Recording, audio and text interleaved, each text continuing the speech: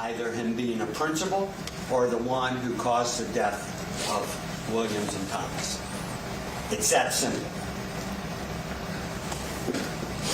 Where is the fire?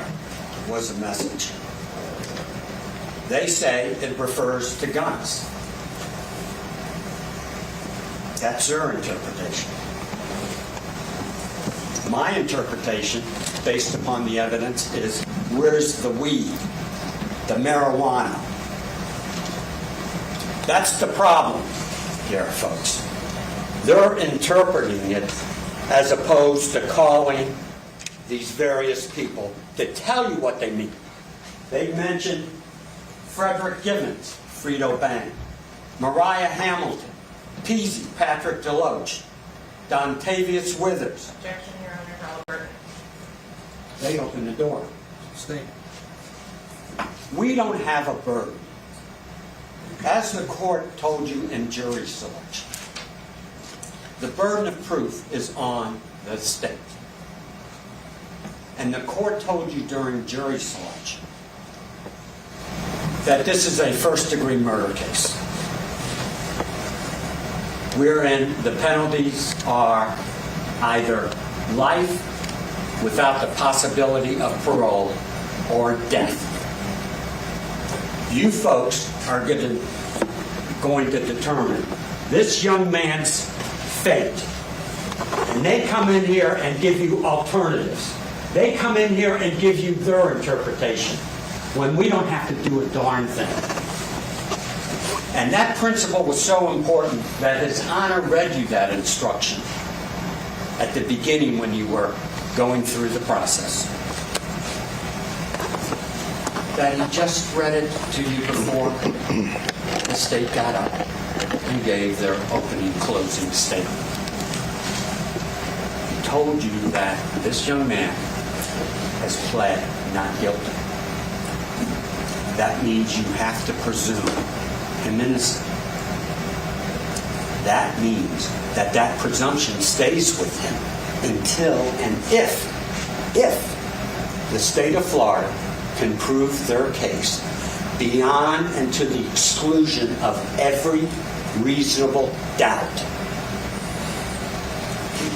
The judge goes on to tell you, and it's in your packet of jury instructions, that the defendant, Melly, is not required to present any evidence or prove anything. So it's nice that they're interpreting these things, but the bottom line is they don't even know. Because they've given you just two alternatives. Either he's the shooter or the principal. Make up your mind. Tell these folks what it is. Now, how do you go about doing this? Well, the judge gave you an instruction on that. You're to look at the evidence that's been presented to you. Remembering, we don't have to do a thing. All we have to do is show up and behave. Now, I don't know if I behaved totally correct during the course of this trial. So, on behalf of us, let me apologize if I have, or we have, offended any of you. And I would ask you, I would plead with you, if I or any of the other individuals have done anything to irritate you, don't take it out on this young man. Still hold the burden of proof to this table. Now, why do they have the burden of proof? Because they are the state. They are the government. As we learned in this case, they have the police department of Miramar. They have the Broward Sheriff's Office. They have the DNA labs. They have experts, the FBI. They have everything at their disposal. And that's why our system of justice is different than anyone else in the world. We recognized a long time ago that when the government accuses somebody of a crime, they have the money, the resources, and the person power to attempt to prove to you all that a person has committed a crime beyond and to the exclusion of every reasonable doubt. Now, how do you go about doing it? And before I get into that, first of all, let me also thank you, because we have interrupted your lives for it seems like months. And we have put a horrible burden on your personal lives, your family life, and what have you. And all of us applaud your and thank you for your service. You folks have gone way beyond the call of duty. And I think we all recognize that. But how do we go about determining, and I shouldn't say how do you folks go about determining if the state of Florida has proved their case beyond and to the exclusion of every reasonable doubt? Well, the judge just gave you that instruction. It is to the evidence introduced in this trial and to it alone that you are to look for that proof. Remembering, we just got to show up. And how does a reasonable doubt occur? Well, the judge has told you. It can come from the evidence itself, a conflict in the evidence, or a lack of evidence. You don't need all three of these areas. But I suggest to you folks that we have a reasonable doubt from the evidence that has been presented, that there is a conflict in the evidence, and there's a lack of evidence. This is an unusual case, kind of like the medical examiners. The two medical examiners said it's unusual because normally you can't tell what shot occurred first, second, and third. And the chief medical examiner came in here, Dr. McDougall, I think, and told you it's only happened to her in her entire career, I think 2 or 3 times, that she could tell you which shot occurred first in this case. So, knowing that, let's look at what the state presented. But before we do that, we can agree upon a couple of things that are not in dispute. They said that Melly is a talented music artist. We agree with that. At the age of 19, based upon the evidence, he was making more money than probably everybody in this courtroom, including us. Number 2. Oh, I'm sorry. I apologize. You okay? Usually the judge will stop me immediately. Number 2 is that Cortland Henry changed his clothes before he went to the hospital. That's what they said just 10 minutes ago. Number 3, that there's absolutely no eyewitness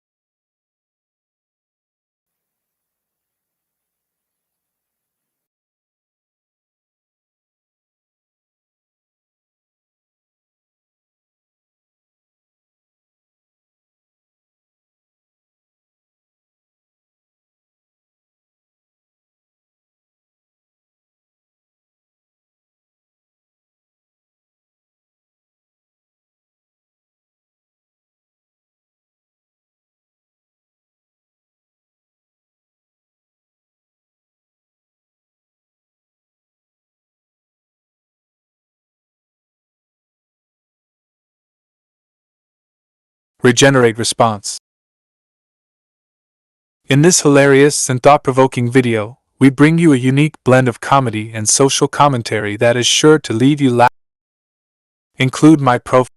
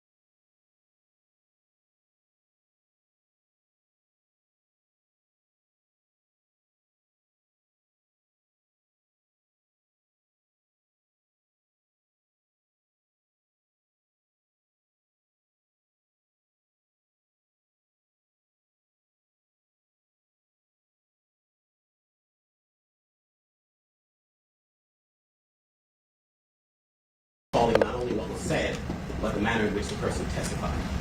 A gentleman like Trayvon Glass in particular, who was hiding behind the monitor for half of his testimony and then hiding deliberately behind his dreadlocks for the rest of his testimony.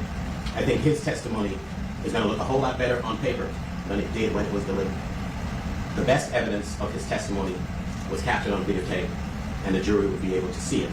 And so we would suggest that since we're in a situation whereby the testimony has been captured on video, that the best practice in this instance would be that any testimony that is asked back for not be read back, because it would be devoid of its context, but be shown. And with respect to Mr. Kelly, Officer Kelly, whose testimony won't be available until tomorrow, it would also expedite matters because I'm sure it would be a lot quicker to obtain video footage than it would be to have it typed up. My other point would be this, and the request for the testimony of Mr. Glass and Kelly both came in the same question. And subsequent to that, we received a note that indicates that there may be factions that are beginning to calcify. We can only speculate as to what the jury is thinking and saying. But I think it's unequivocal that the substance of Mr. Glass's testimony favored the state. It is also unequivocal that Mr. Kelly made some concessions that essentially his analysis had defects and he really couldn't draw the conclusions that he was attempting to draw. So one can surmise that maybe that might be more favorable to the defense. If we have a jury that's now divided into factions and one side is sending for information that might support their argument, another side is sending for information that might support their argument, then I think it would be unfair if we allow one side of that faction to get their ammunition and wait another 24 hours before the other side is able to meet that argument with whatever they're trying to fashion or whatever that testimony they're using as a component of their position. So we think it would be prejudicial because we got both requests in the same questionnaire or same question asking for the testimony of both people. And until both is available, first of all, we'd like to be shown back as opposed to be read back.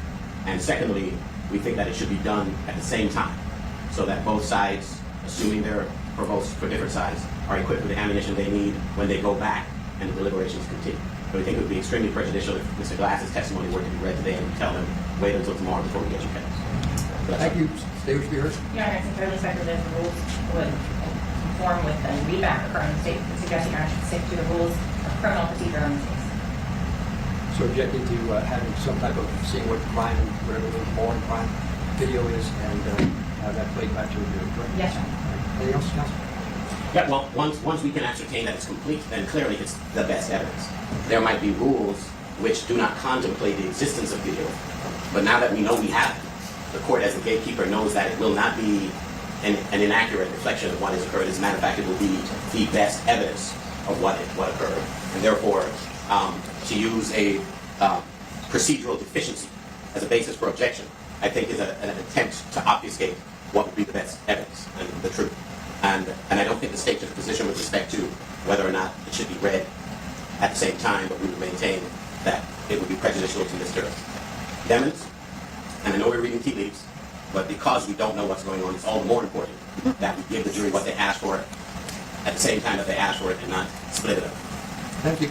Well, Counsel, respectfully, the court reporter is the person who keeps the record of the proceedings, so if they want to read back, that's what we'll do. We're going to read back. I understand the case of live stream, but that's not in evidence. The court reporter can read that. That's what the rules provide for it. That's what we'll do.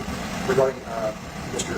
Glass and Mr. Kelly, Mr. Glass's read back, my understanding his testimony is relatively short. It didn't take the court reporter too long to do that. She's going to read that back now. She's working on Mr. Kelly, and when that's available, she'll read Mr. Kelly as well. You've got the notes over there. Thanks, sir. Bring the jury. Yes, sir.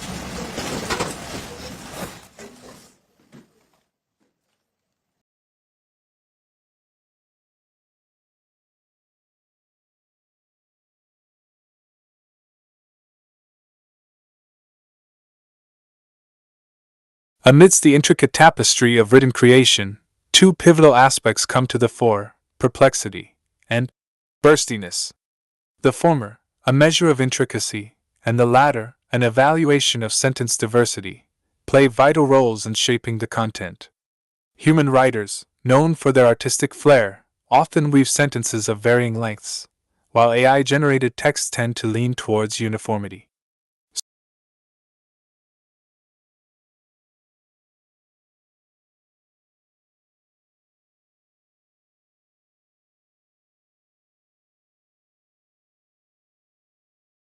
In the annals of history, a dark chapter unfolded in February 2019, when the Florida hip-hop luminary, YNW Melly, found himself entangled in the web of justice, accused of 2 counts of first-degree murder.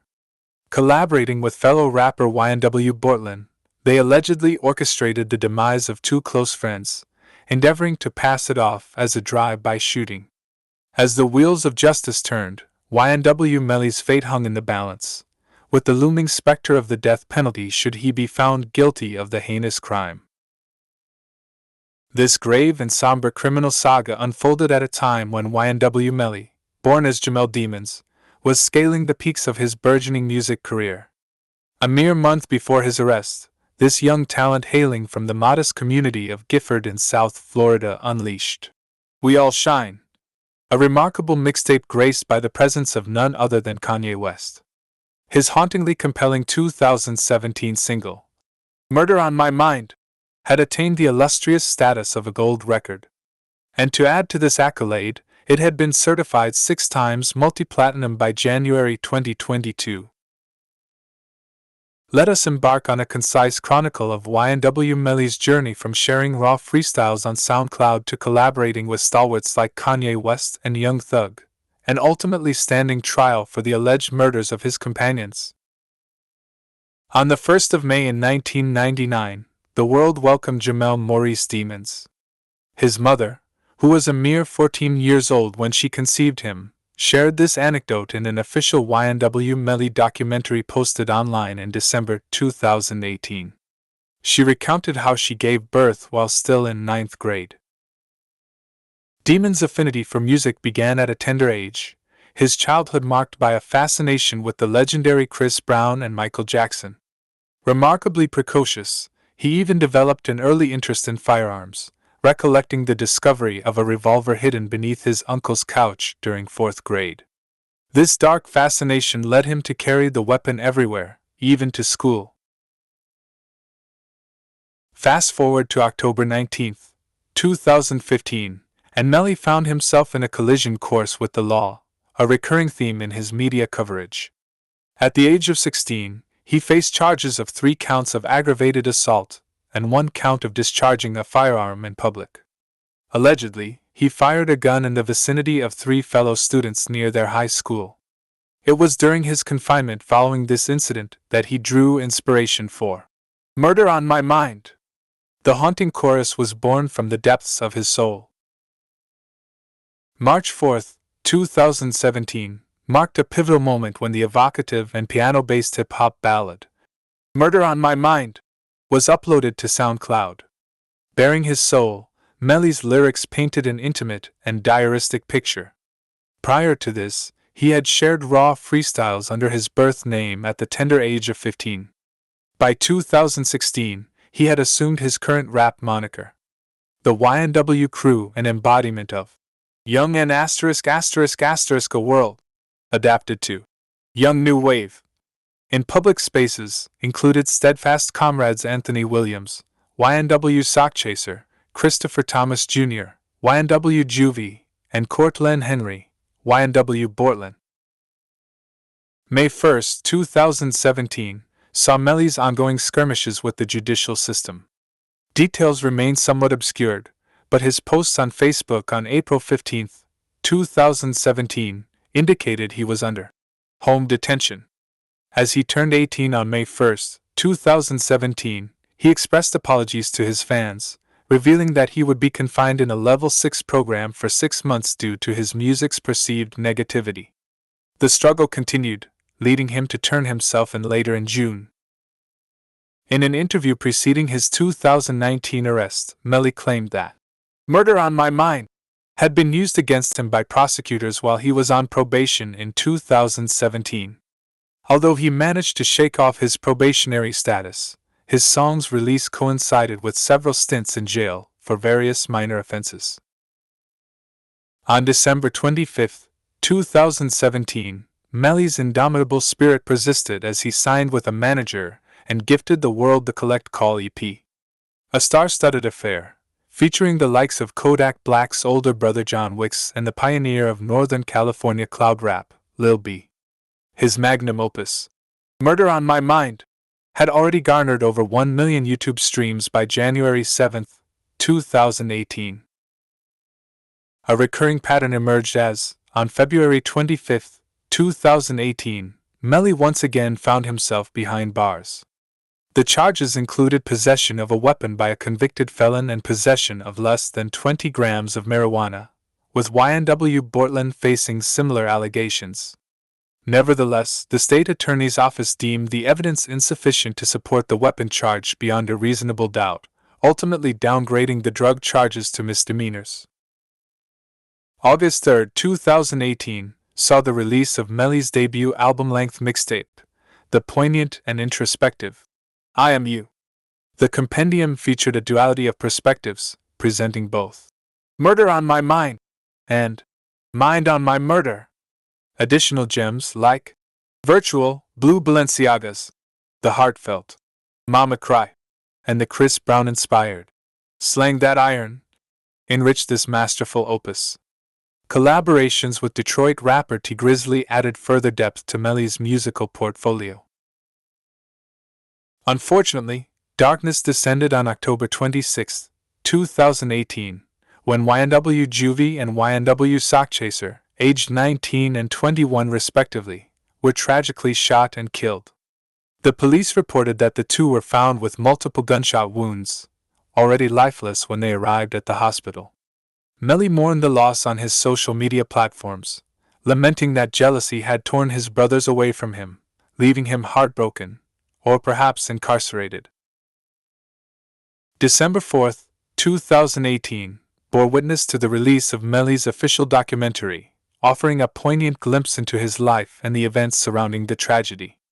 As the documentary drew to a close, it revealed the heart-wrenching revelation that 4 days after its completion, YNW Melly and his friends fell victim to a drive-by shooting in Miami, claiming the lives of YNW Juvie and YNW Sockchaser. This somber period also marked Melly's relocation from Florida to Atlanta, seeking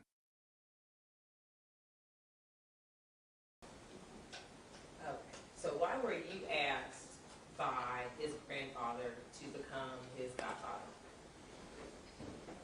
Because he was a member of the church and I was close to the family, and Tim used to mimic me while I was preaching, and Tim looked up to me. How close were you and Mr. George? Real close, like brothers. Are you all from the same hometown, the same place? Where I started out in Texarkana, Arkansas. I pastored the College Hill Baptist Church there for 7 years. And then when I moved here to Grand Prairie, me and George were tight and he followed me. How are you familiar with Katrina? I baptized her. I raised her Trina is Tim's mother, is that correct? Yes, ma'am.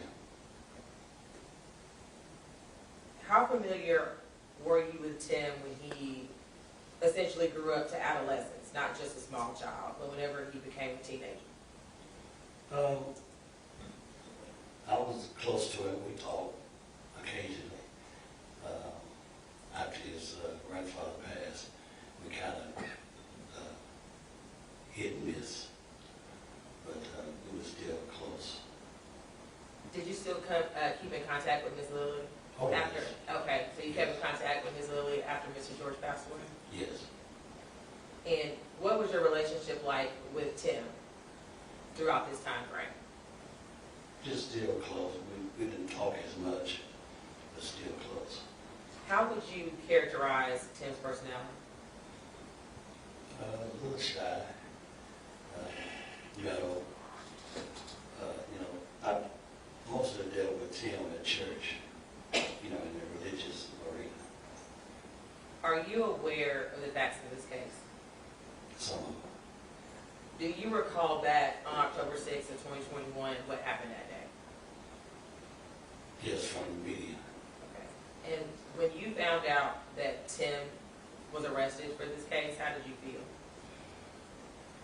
I felt like that couldn't be Tim, not the person I know. And why did you make that conclusion? Because I know that Tim is respectable, that he was brought up in a Christian home, and I just couldn't believe that was him. And in your line of work as a pastor, have you had the opportunity to counsel and guide a lot of young men? Well, not only am I a pastor, but I work for the school district. I deal with at-risk kids, behavior kids, from kindergarten to high school. And I know that dealing with these kids, Tim's not that kind of person. Mr. Taylor, have you ever been an educator in that particular role as being in a classroom setting? Yes. And as a educator, do you believe that children can be immature at times? Definitely. Do you believe that high school students can kind of have like identity issues and just make immature decisions? I see it every day. Like some kids I deal with,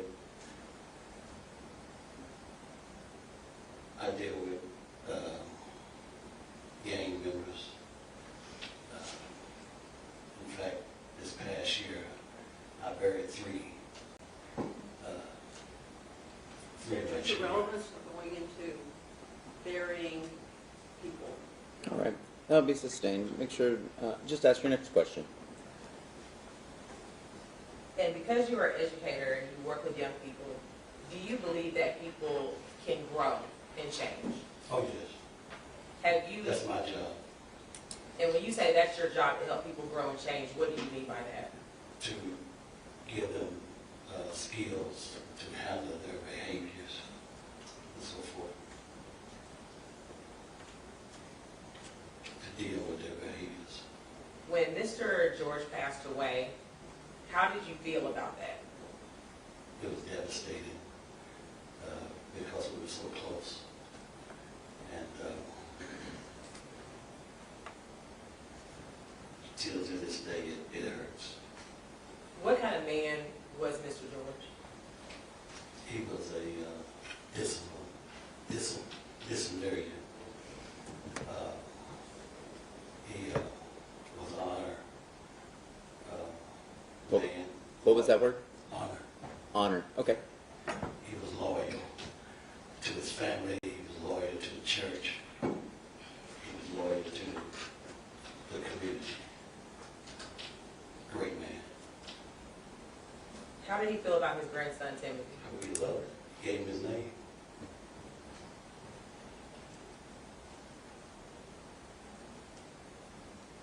How did Mr. George's death affect Tim in the house? Due to the speculation, It's overruled. It affected him tremendously. Tim kind of withdrew when Mr. Simpkins died. He hadn't been the same. And based off of your line of work as a pastor and being an educator with Grand Prairie, do you believe that people deserve second chances or can earn their way to a second chance? Oh, yes. I believe that.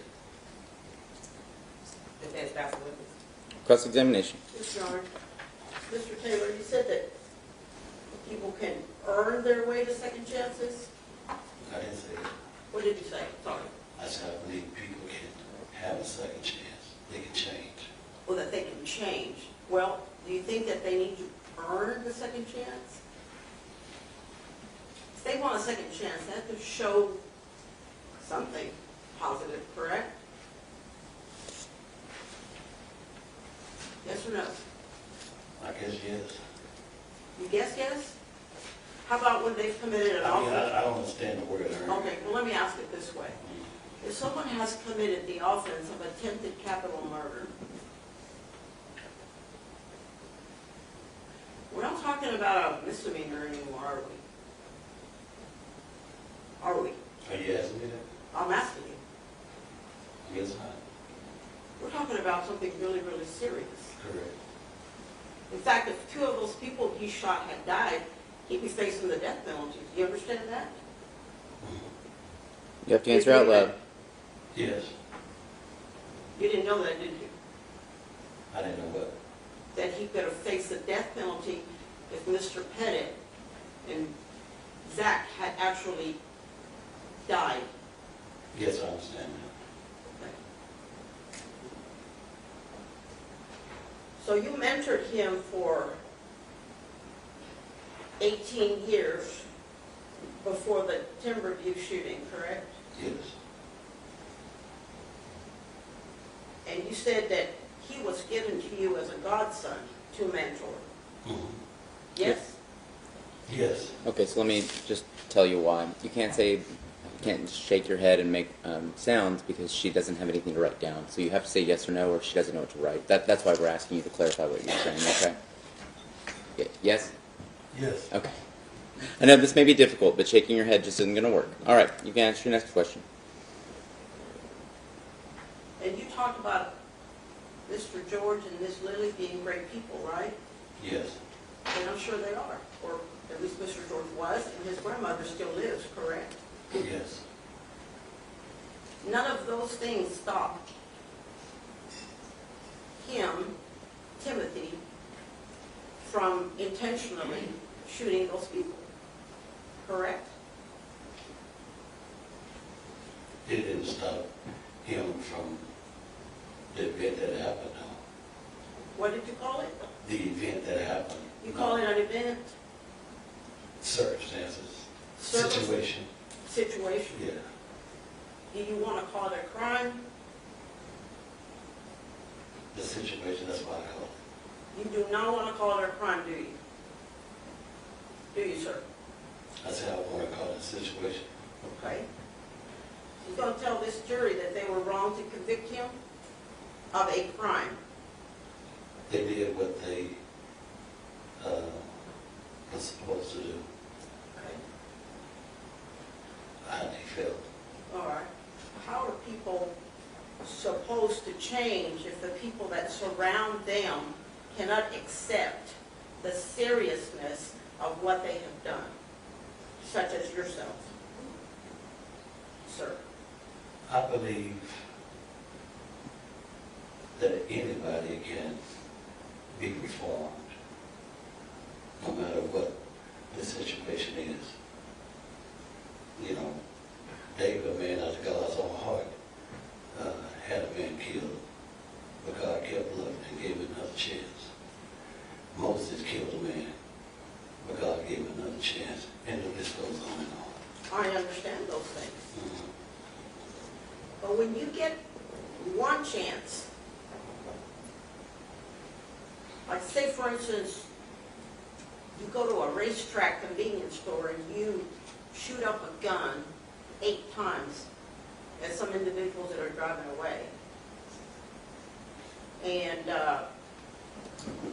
you start Googling, hey, nobody's been arrested. Nobody's been arrested. I'm going to get away with this. That was your chance. Right? Maybe? I'm not sure. You've been sitting in the courtroom this morning, correct? Yes. I'm sorry? It's off. It's off. It's off. Yep. Here, use this one.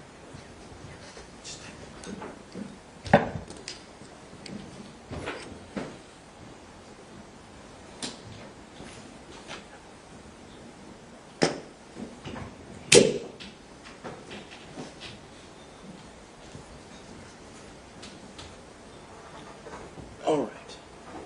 Does that one work? Yes. That's better. All right. Ask your question. Let me ask you again. You have been sitting in this courtroom this morning, correct? Yes, ma'am. Were you here yesterday? Yes, ma'am. So you've been listening to the testimony, correct? Yes. And you were here when those text messages were published for this jury about things he was saying, correct? Yes. And how he was planning to shoot people? Did I answer the testimony? Did you see it? Yes, I saw it. Okay. Was that alarming to you? Yes.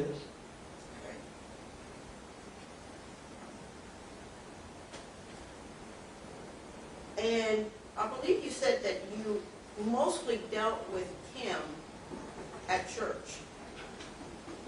Yes. And was that when he was younger? Until he got all, did it. I'm sorry. Now and when he was younger. Since he been growing. Okay, did the family attend your church or another church? My church. Okay. So, in September and October of 2021, was he going to church? Yes. You were seeing him in church? Not every Sunday, but yes, he was consistent. Okay. All right.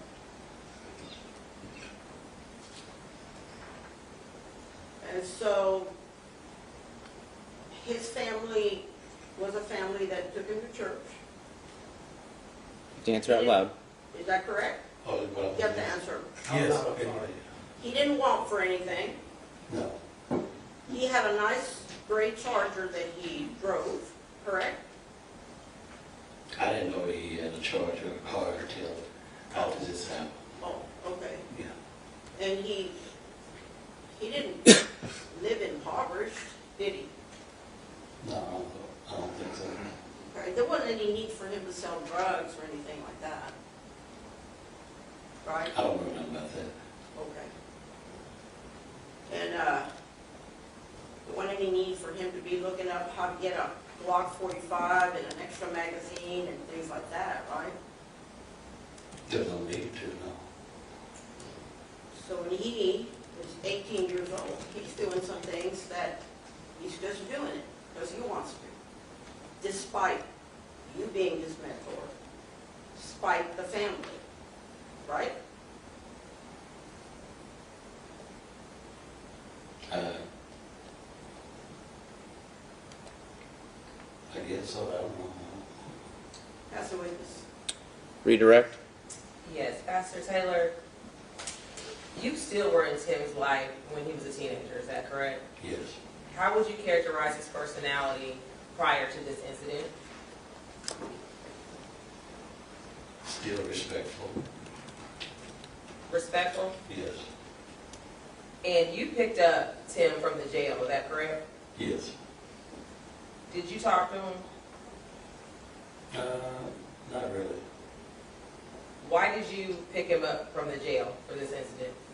Because I was his godfather and I just wanted to get him from the jail to his home. Have you seen a change in Tim since he got arrested for this shooting? Yes, in my eyes, yes. How is his personality now? Remorseful. Defense specialist. Any recross? Yes, Your Honor, briefly. You picked him up at the jail the first time, right after this happened? Yes, Because he bonded right straight out, right? yes. He bonded out pretty quickly. Mhm. All right. And you said you didn't talk to him? No, I was getting him home. I felt like we wasn't supposed to say anything. Oh, you didn't think you should be asking him any questions about what he did? Correct. So you don't have any way of telling us what he told you about why he did it, or his reasoning for having weapons and ammo, or any of those things? You don't know. You didn't talk to him about it. No.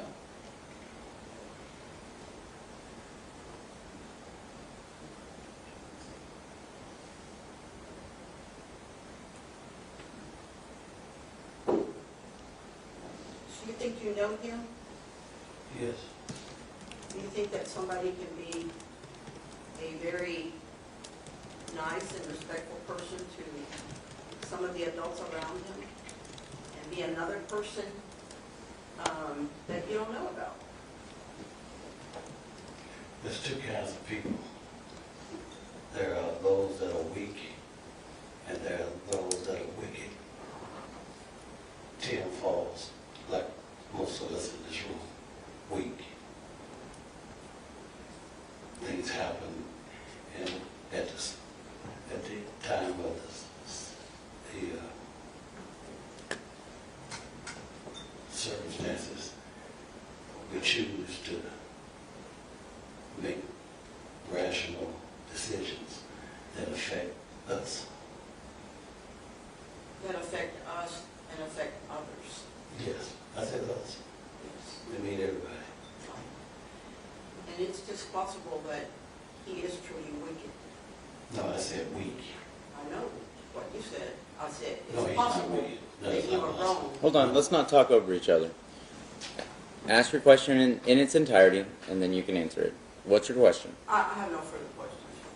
Okay, well, she asked, isn't it true that he was wicked? And your answer was, No. there you go. All right. Any redirect? No redirect from the defense. All right. May this witness be excused? Yes, Your Honor. Okay. You may be excused from your testimony. Let that one go. Okay. Defense called Charlie Johnson.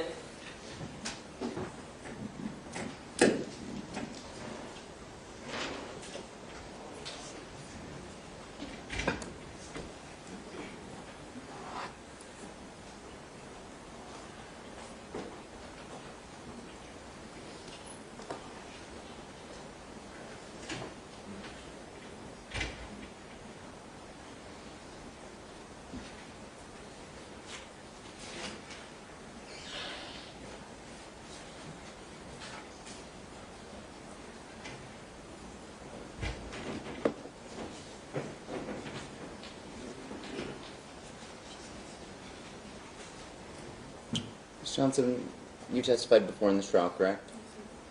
Were you released, or did I keep you under subpoena? You were released. Okay. Please raise your right hand. Do you solemnly swear or affirm the testimony that you're going to give in this trial will be the truth, the whole truth, and nothing but the truth, so help you God? All right. So, and you know what I'm going to tell you. You got to speak up. If you don't, we're not going to hear what you have to say. Your witness. Yes. Can you please state and spell your name for the record? Charlie, C-H-A-R-L-E-Y, What's your last name? Johnson. And you know Tim, right? Yes, ma'am. How long have you known Tim? For about 3 years. I'm sorry, did you say 2? 3. 3 years. So you met him around 2020? Yes, ma'am. Where did you meet Tim at? School. Did y'all share a class together or just started acquaintance? We had class.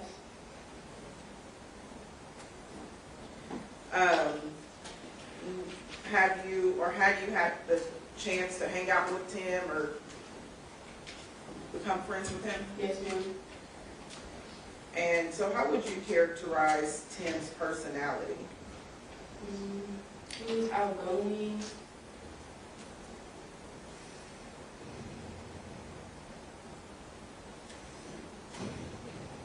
Take your time.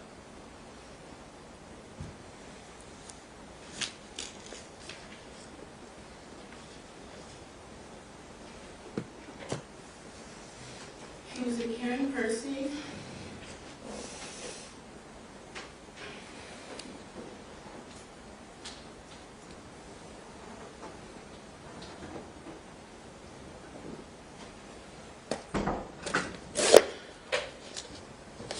You go, Miss Johnson. Take a break. Take a breath.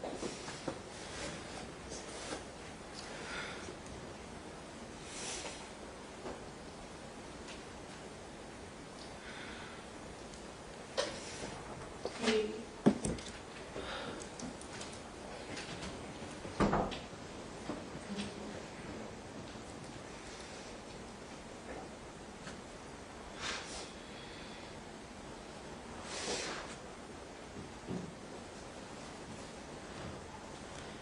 He always made sure that his family was okay.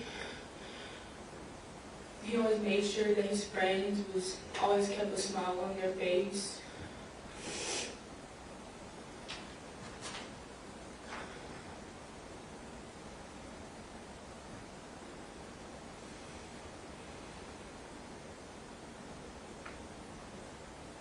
I don't want to cut off your answer, but was that the end of your answer? Take your time.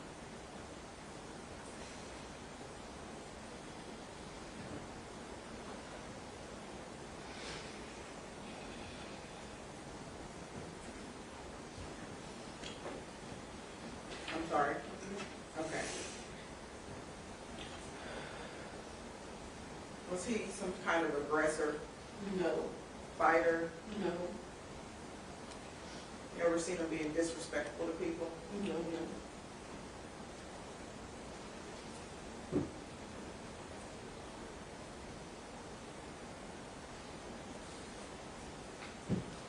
You provided us the video, or a video of the fight that occurred on October 6th, right? Yes, ma'am. You sat right there and was able to watch it, right? Yes, ma'am. How did that make you feel for Tim? I was scared. I didn't know what was going to happen to him.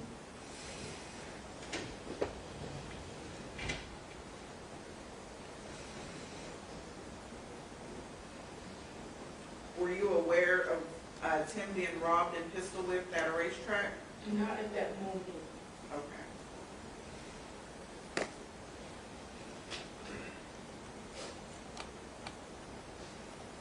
Did you know anything at that time or about something at racetrack? Yeah, she said she did not know at that moment, so object to relevance and its line of questioning. Yeah, she did answer the question you asked. Did you ask a different question? I originally had asked her something very specific, so I just wanted to make known whether she knew anything at all. So, Okay, you can ask your question. I knew about Isaiah getting hit, but that's all. I'm sorry, I knew about, About Isaiah getting hit, but that's all. Isaiah who? Selby.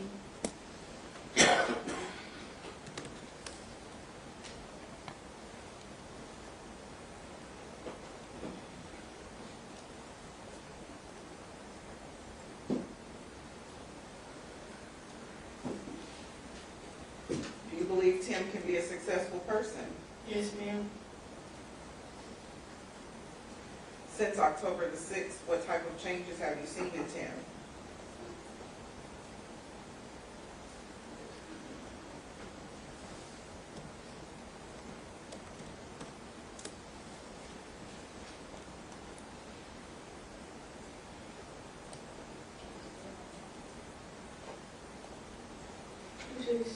He not like he would, where he don't goof around as much as he used to.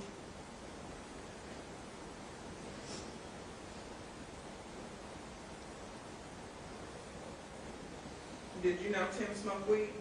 No, ma'am. Did you know he sold weed? No, ma'am. someone is the biggest drug dealer at school, is that something kids at the school know? Yes, ma'am. You believe you would do that? Yes, ma'am.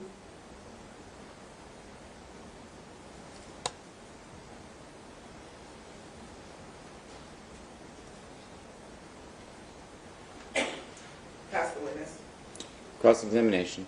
Yes, thank you, Judge. Charlie, you and I have talked before this trial, is that correct? Yes. Me and your mom. Yes. And it is true that Timothy had a reputation for carrying a gun at school, right? Not that I know of. Did you tell me that people at school knew it, had a reputation? No, I said that other people carry their guns around school. Well, I believe you told me that there were rumors that Timothy, carried a gun at school. I didn't say that.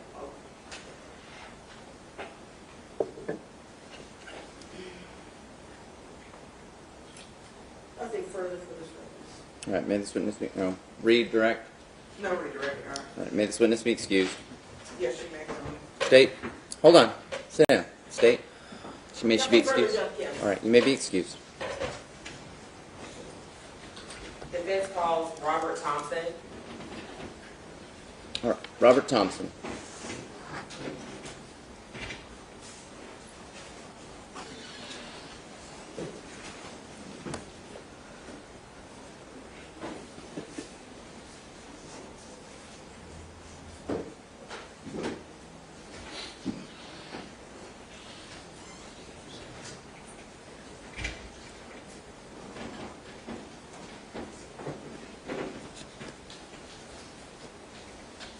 Mr. Johnson, please raise your right hand. Do you solemnly swear or affirm the testimony that you're about to give in the cause now in trial will be the truth, the whole truth, and nothing but the truth, so help you God? I do. All right, come on up here and have a seat.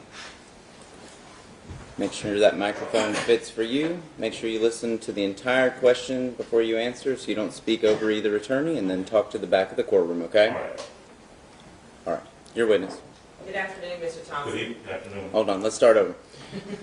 You started talking when I was talking, you started talking when she was talking. Let's nip it in the bud right now. All right. Make sure that you take a breath after they ask you a question and then you answer, okay? Yes, sir. All right, very good. Okay, we're going to start over. Could you please state your name and spell it for the court reporter? My name is Robert Thompson. That's R-O-B-E-R-T, T-H-O-M-P-S-O-N. How are you employed, Mr. Thompson? I am a beverage supervisor at AT&T Stadium. So you do things for the Dallas Cowboys and Texas Rangers, right? Yes. How do you know Tim? I've known Tim since day one he was born. What role were you asked to take in his life? Hold on. You gotta wait till she's done talking. I know. Let's ask your whole question again. Okay. What role were you asked to take in Tim's life? Me and my wife was asked to be his godparents. Who asked you to do that? His mother called my wife, and we went to the hospital. She asked us at the hospital. Was this in Texarkana? No, it was here in Arlington. It was here in Arlington. Okay.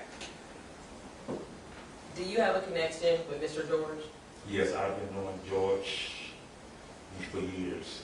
He's back home, and also once he moved to the area, yeah, we kept in contact. Went to the same church in Texarkana and here in the area. How would you characterize Tim's personality? To characterize his personality as being a real good kid. I never knew Tim doing anything wrong. You know, I remember he was playing football for the Ravens, and never got a chance to make any of his games because my son was playing football at the same time in high school. So, you know, I know it did my job, keep me away from doing stuff. We worked for 2 different pro teams. I met one day, maybe at next summer. Were you aware that Tim was having issues when he got to high school? No, I didn't. When did you find out about all of this, about the shooting, about everything? I was at work. Me and a co-worker was talking, and his son texted him and told him about it, and I was like, what? And then he texted back in and said, well, it was Simpkins. I said, wait a minute, I know him. And when it hit me, I automatically called my wife. And she said, yeah, I heard about it, and I just couldn't do nothing else, just sit there and work and just, but that's the first time I've heard about it, when I was at work. And even though you knew about it, how have you treated Tim since then? The same as I always have, nothing different.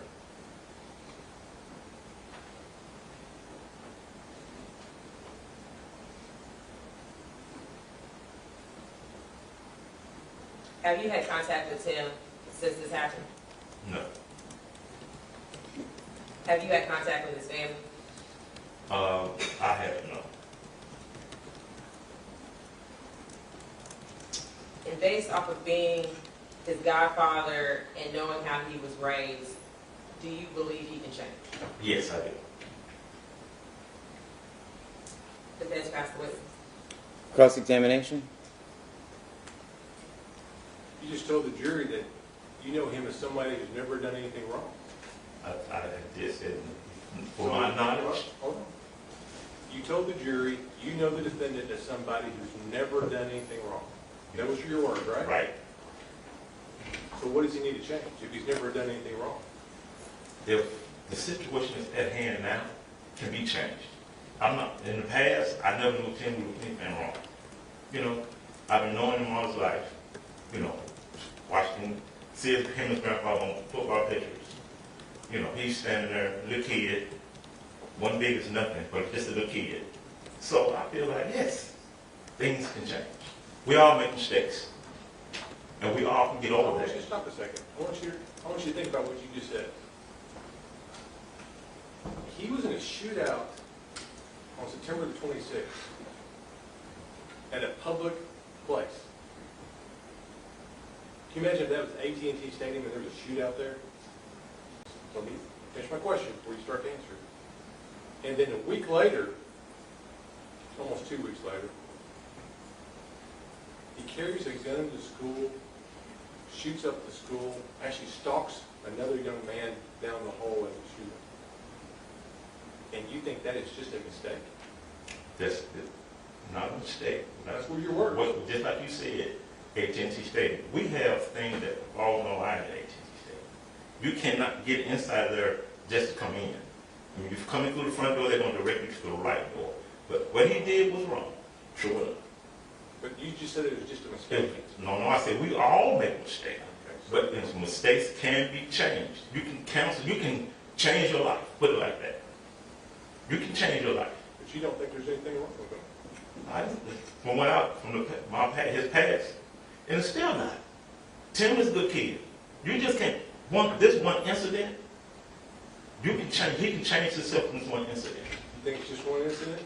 From what so far, I don't. What happened before that, but just that. That's all I know about. Okay. Were you here this morning to see the video of the shootout? See him shooting the gun at the racetrack? No, I was here. Yes, I was here. This This morning? one, yes. So you saw the video of him getting out of that car shooting somebody? Well, I couldn't really see from all sitting there. You heard his testimony. You do realize what all had to take place for just that to occur, right? I mean, Do I know from the past or from that day? just from what you've heard. Do I know what occurred from that moment? From what happened, he was pistol. That's what I heard. So you didn't hear that he was robbed of drugs and money? Yes, I heard that too. Okay. That means to be robbed of those things, you have those things. You have to have them right. So where did he get his drugs from? I have no idea. How much drugs did he have? I have no idea. How much cash did he have? I have no idea. Where's that 9mm pistol? I have no idea. Where did he get it from? I have no idea. How long has he carried it? Yeah, I was gonna say you're going a little too fast. I have no idea. Doesn't sound like you know him very well at all. Tim, Does it? I know Tim. But all the other things you ask me, just like I say, I work every day. I work every day, all day, 2 jobs. Baseball and football. When baseball season around, I'm there. I'm always at the football stadium. Every day. My wife talks to his grandmother. But you've had no contact with him since October 6th. I didn't talk to him then. I was at work. But you've had no contact with him since this crime occurred, you've had no contact with them? You want nothing to do with them? No, I said, yes, I do. It's not that. I'm out of work, and you have to live to dust settle. And I have had my own wife. As long as my wife, she can keep me contact with her. She can talk to the family. But me, myself, like I say, I work. And during October, it's still baseball season. It's fair to say that things that you heard today were surprising to you. When I first heard it, the shooting, yes, it was. Even today, with the racetrack, it was like, wow, didn't know that. That was surprising to you. It was. I'll pass the witness. Redirect. Mr. Thompson? Yes. Does 2 weeks of a person's life define that person? 2 weeks. Does 2 weeks in the life of a 18-year-old define them the rest of their life? No, for 2 weeks, about 18 can do that. And you mentioned that you have your own children, correct? Yes. How old are your children? My oldest is 35, I have a 34, 32, and my youngest is 25. Do you have any boys? Yes, I have 2 boys and 2 girls. Do your boys have better judgment than the girls growing up? Or the opposite way around? Objection relevant. I'll overrule it. Thank you. Go ahead. You can ask it. Yes, question again, please. Did, growing up with your kids, you have multiple children, boys and girls, did the boys have better judgment than the girls, or was it the other way around?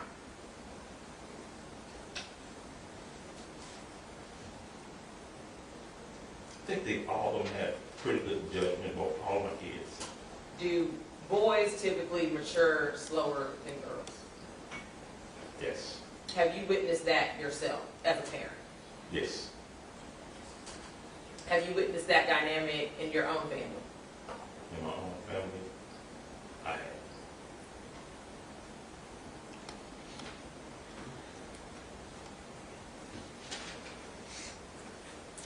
Defense counsel? All right. Any further recross? If I may, Judge. She asked you, there's 2 weeks to find somebody. Recall that question? Yes. How about 10 seconds? 10 seconds? This is Calvin Pettit. From the time it took him to walk down out his door to go help somebody else, to the time he got to Miss Altman's door, probably about 10 or 15 seconds, and then he shot him. He has a bullet lodged next to his heart. That defines him for the rest of his life. Objection to the counsel testifying. Do you have a question related to I do, that? Judge. Do you think that should define him? It changed his life. Forever. Not just his life, those around him. Look at him. Take a good look. I see it. I see it. His loved ones. So you're going to sit there and tell these people that because he had a bad 2 weeks, that their lives should not be changed and ruined? I'm not saying that. His dreams taken away from him? I'm not saying But he just had a bad 2 weeks. Right? okay. Bad 2 weeks. So Is that what you think? that was something that made the wrong decision. Okay. How long was he dealing drugs? I have no idea. Didn't even know he was dealing drugs. Didn't know nothing about What that. kind of judgment does it take not to shoot somebody? Kind of judgment does it take? Yeah. Thinking. What's the very first commandment? Out of, 10 commandments, right? What's the first one? Thou shalt not lie. What? Thou shalt not lie. You think that's the first one? That's one of them. That may not be the first one, but that's one. Thou shalt not lie. One of them is also thou shalt not kill. Exactly. Number one is thou shalt know God other than God. Right. Second one is thou shalt not kill. First one is you should have no God but God. And the second Objection one- to testifying, there's no question. There is a question, Judge. Yeah, he's repeating for the court reporter. Let's say it one more time in the form of a question. Go from there. First one is there should be no God but God. Second one is thou shalt not kill. All right? that a yes? Yes. Those are commandments he's heard all his life. And he chose to disobey the most basic of all commandments he's heard for 18 years. Is that right? Yeah. Okay. I pass the witness. Redirect. Does God ask for us to forgive people? Yes. God himself forgive. God himself forgive us every day. Recross. There's still punishment on earth for your sins here today. It is. But like I just said, God forgives us every day of our life. Not every day, every second of our life. So we do wrong, guess what? God's going to forgive you of what you did. He's going to bless you for what you did. You still be punished here today for doing it. But That's a question. He is forgiving. Hold on, we've devolved here. Let's move on to a different line of questioning. If there isn't one, then we need to pass this witness. Can I pass this witness? Anything further from the... Nothing further from the defense. All right, may this witness be excused. This was a mistake. Okay, defense? State call Shantae. Hold on. Sit down. I'm tired of me asking questions, y'all not listening, and people leaving before I say that it's okay. Can he be excused? Yes, Your Honor. All right. Thank you for your testimony. You may be excused. All right. Call your next witness. Defense call Shantae Johnson. All right, Miss Johnson.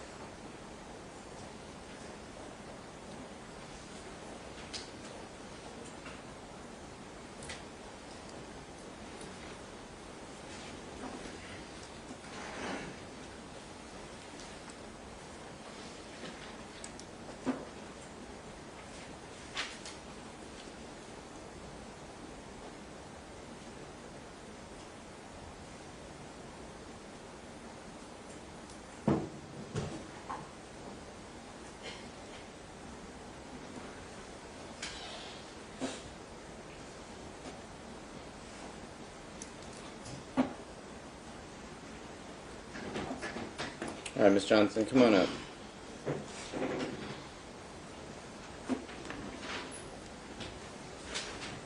Please raise your right hand.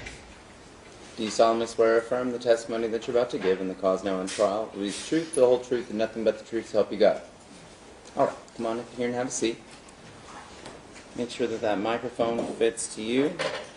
Make sure that you listen to the entirety of the question before you answer so that you end up talking over them and they don't end up talking over you. And make sure you talk all the way to the back of the courtroom so everyone can hear you, okay? That's not going to work. Yes, I'm sorry. I understand. Okay. Your witness. Good afternoon, Ms. Robinson, right?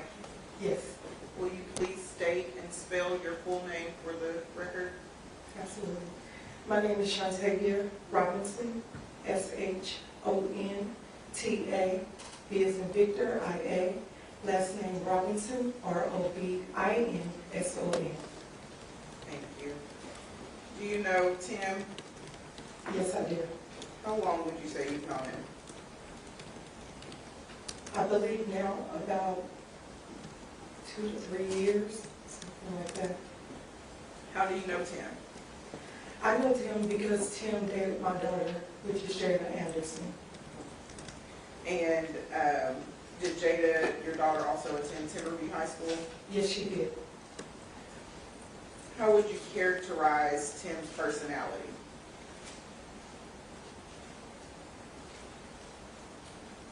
I'm sorry. Tim is my baby. He's a sweetheart. I'm a mama bear, so I'm very protective of my daughter. I don't let anybody around my daughter. I will never let him around my daughter if I thought Tim was bad. So I would characterize him as loving, fun, goofy,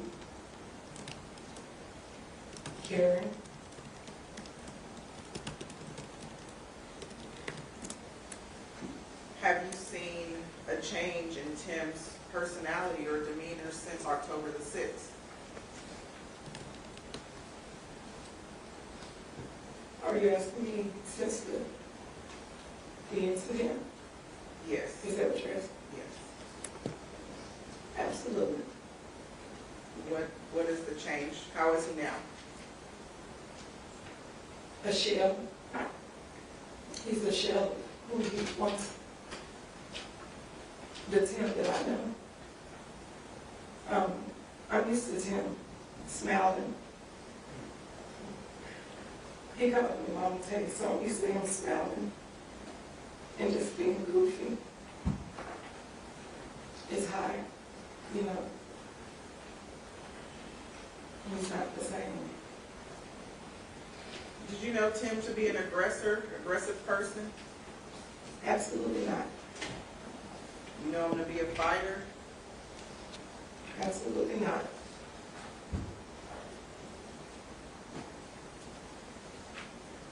Disrespectful? No.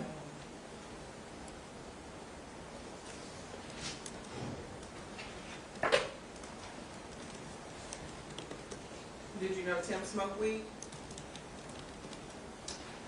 No, I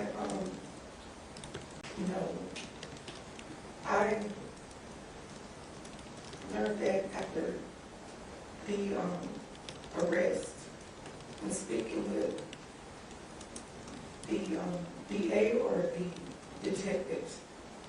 Okay. What about, did you know if Tim sold weed? No. If you knew that before, would that change your opinion of who he is as a person? No. Your personality is one thing. What you do is another. His personality has been respectful, loving, kind, caring, empathetic. So, no. Were you aware of the events that occurred at Racetrack?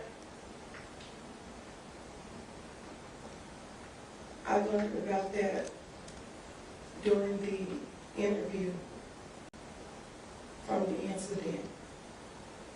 So that's when I became aware of that. Okay. Somebody told you about it? Yes. Okay.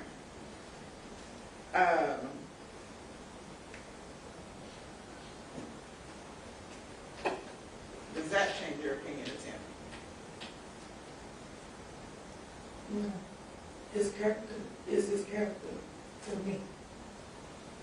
Did that seem to be out of character, what you learned about what happened at Racetrack? Yes.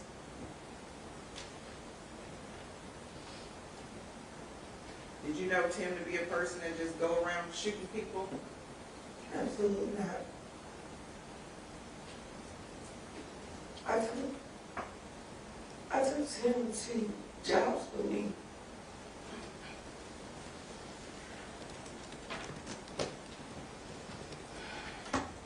Take your time.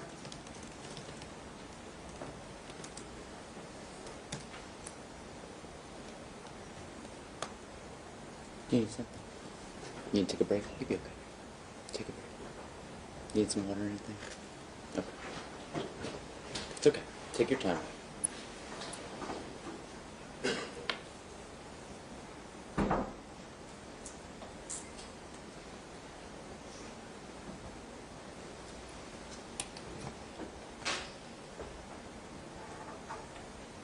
Tim went to work for me. I took him to events with me, at the church with me. I let my daughter go with his family events. We spent the holidays together. He talked to me. His family helped me with my daughter. This monster that y'all trying to portray him as, that is not who he is. I will never let my baby with a monster.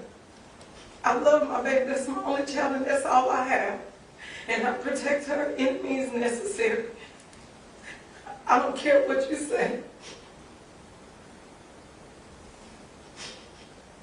And I protect my heart too. I talk to him like he was my son. I scold him like he was my son.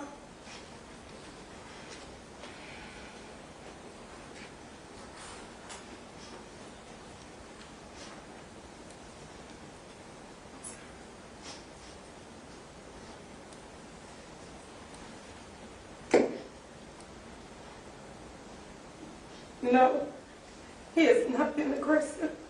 I hadn't even seen him mad.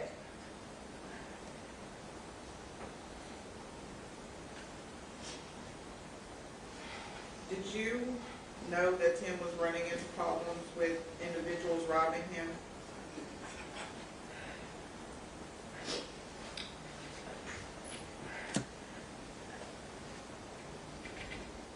I didn't know about the robbery until after the incident. I knew my daughter said that he was. Objection to hearsay, Your Honor. Yeah, that's sustained.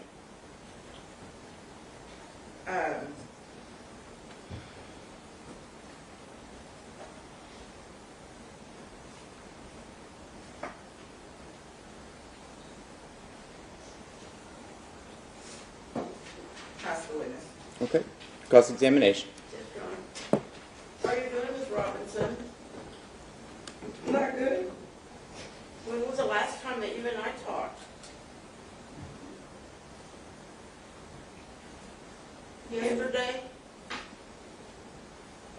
We didn't talk yesterday. I saw you in passing. You talked to Jada. I talked to Jada, and you've been by her side all week I've been by her side all week. in our DA's Victims Assistance Office, right? Correct? I have been, absolutely. Okay. And all the time that I was talking to you, you didn't tell me you were going to come testify for the defense, did you? You didn't ask. Well, I didn't think you were, based on our prior conversations, but that's okay. I'm not upset about that. I just want to ask you a question. Since November of 2021, Jada hadn't been around Timothy anymore, right? What day did the incident happen? I'm asking because I'm trying to get my dates together. October the 6th of 2021 was the shooting at Timberview. And is it correct that in November, the next month, is when they broke up? I don't know exactly when they broke up. I know that, I don't know when they broke up. I know that they were, the holidays, Thanksgiving, and then, so yeah, I guess that was the thing. I'm not sure when. Shortly after the shooting, their relationship ended, correct? Correct. And during our conversations, is it true that you told me you didn't want your daughter, now that you knew everything, to have anything to do with him? That's not true. I never said I didn't want her to have anything to do with Tim.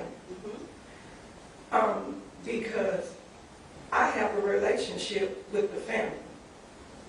Okay. And I have never, since the incident, completely severed ties with his grandmother, whom I adore dearly. Miss Lily. Miss Lily. Yes, ma'am. All right. I did not want my daughter being subjected to the public scrutiny as she had been as a result of this. Separation was due to her being picked on and constantly ridiculed on social media as a result of Tim's girlfriend. We know that Jada was not involved in any way in this, correct? Yes, And isn't it true, you told me that the most important thing is Jada, absolutely, and what is best for Jada? absolutely. And that if you had known at that time that Timothy was selling drugs, carrying a gun, doing things that were unlawful, that you would not have allowed your daughter to be dating him. That is correct. Correct. Now, that day, Jada was at school, October the 6th, when the shooting happened. Correct? Yes, Where were you? at home. At home, okay. And did Jada call you? Yes, And during that phone call, what did you hear?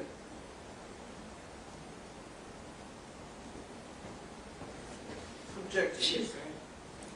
Can we? What's the? I'm not asking her to repeat what anyone said. I'm asking her, what did she hear as far as sounds? I can ask it in a different way. That's so- sustained from what I've heard so far. Okay, I'll ask it in a different way. Okay.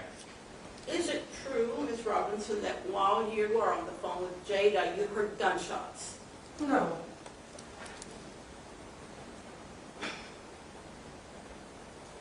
Did Jada call you during the shooting? Jada called me and said, if I may. No, don't tell me what she said. That's Okay. objectionable. Jada called me. All right. And she I was was at being school. made aware Hold on. of the shooting. I'm Hold on. sorry. You have to wait for her question. If she wants you to clarify, she'll ask. Ask your question. After that phone call, did you leave and go to the school? Absolutely. And did you get there very quickly? Yes, And did you make it into the school? no, You did not make it inside that school? not at all. Make sure y'all don't talk over each other, please. You're doing great. No, you're fine. Were you inside the school at any time that you could see blood and somebody on the ground in a stretcher? Can I explain? Can I explain? So the way cross-examination works is she asks you a very direct question. You give a very direct answer. Any explanation can be asked for or can be given at a different time. But just answer her question. Could you please ask the question again? Okay. And I might be wrong about this. I'm referring to my notes. Did you make it inside the school No, at any time? no, Okay. So you were outside of the school. yes, Did they let you inside the school? no, Did they make you stay outside? yes, Were you frantic for your Jada? For Jada? absolutely. Did you see someone being taken out on a stretcher? Yes,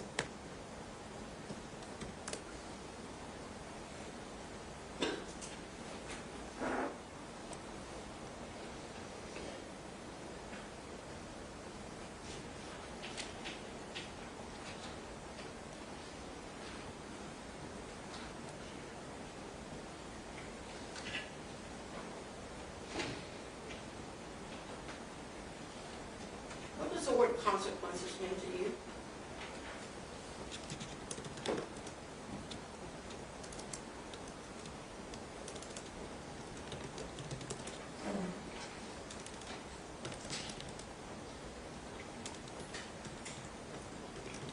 Ms. Lowe, as in, you said consequences,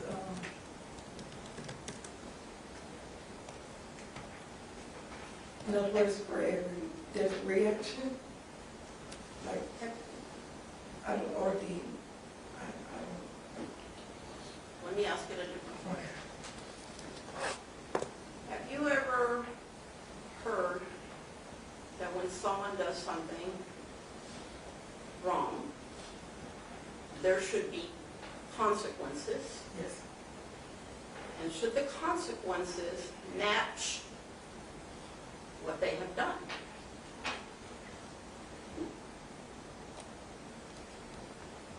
no, They should not.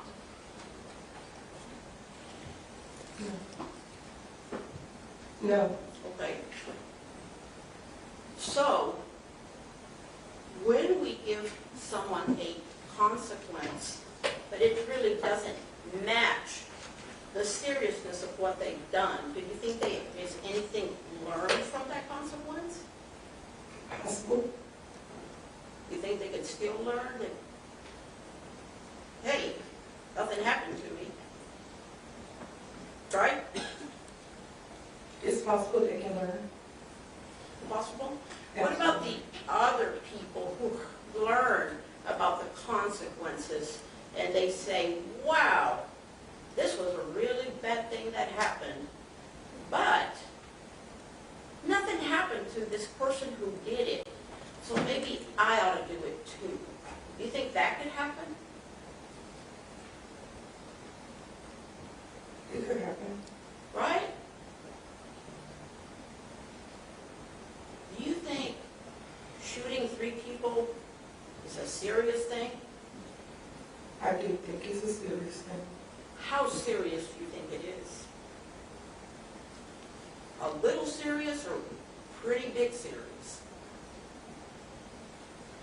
It is serious. And there should be a consequence. Correct? Correct. And you didn't have anything to do with what Timothy Simpkins did, correct? Correct. You were nothing but good to him, right? Correct?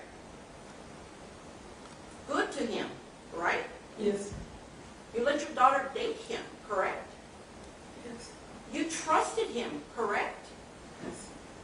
Yes. You didn't know about that picture that Jada took of him with that gun in the car. Remember? You didn't know about that. Correct? Correct. Because if you had known, you would have put a stop to Jada seeing him. Correct? Yes? Correct. Because you would have said, wait a minute. The Timothy that I know is not that Timothy. Right?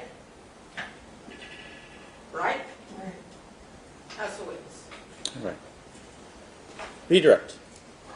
Yes, briefly, Your Honor.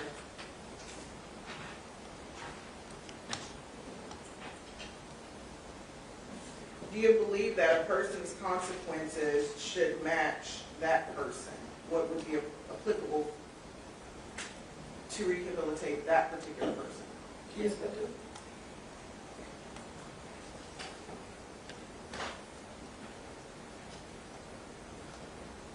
Does all people deserve the exact same type of punishments? No.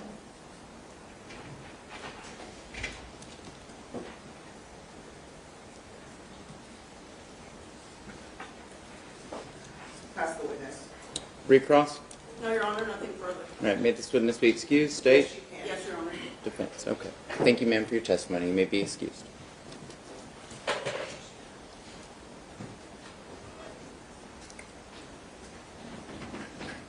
All right. Defense, please call your next witness. Defense calls Aretha Hall. All right. Ms. Hall. Hey, Fred.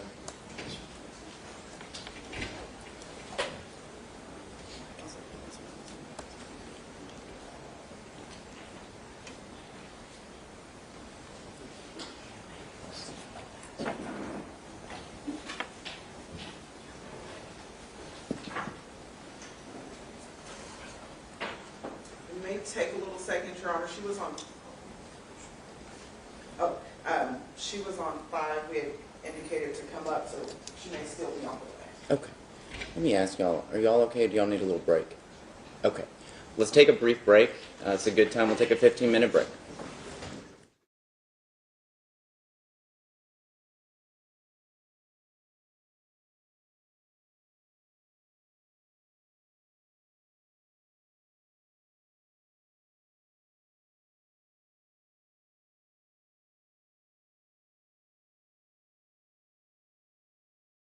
Amidst the tapestry of existence, where perplexity and burstiness dance in the shadows of human creation, a tale of somber reckoning emerges. Timothy Simpkins, a young soul entangled in the web of fate, stands condemned for the harrowing events that unfolded on a fateful day in 2021.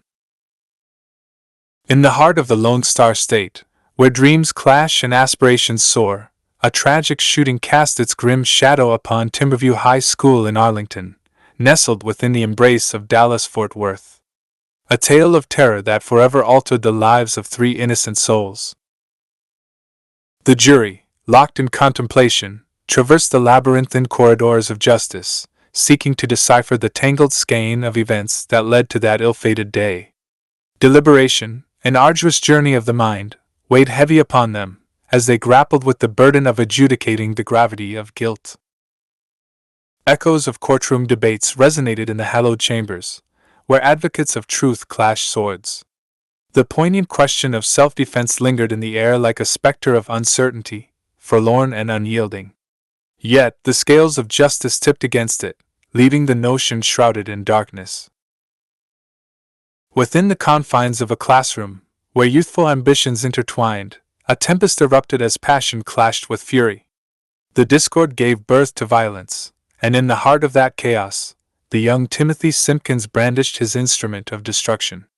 Like a symphony of sorrow, the gun's thunderous voice reverberated.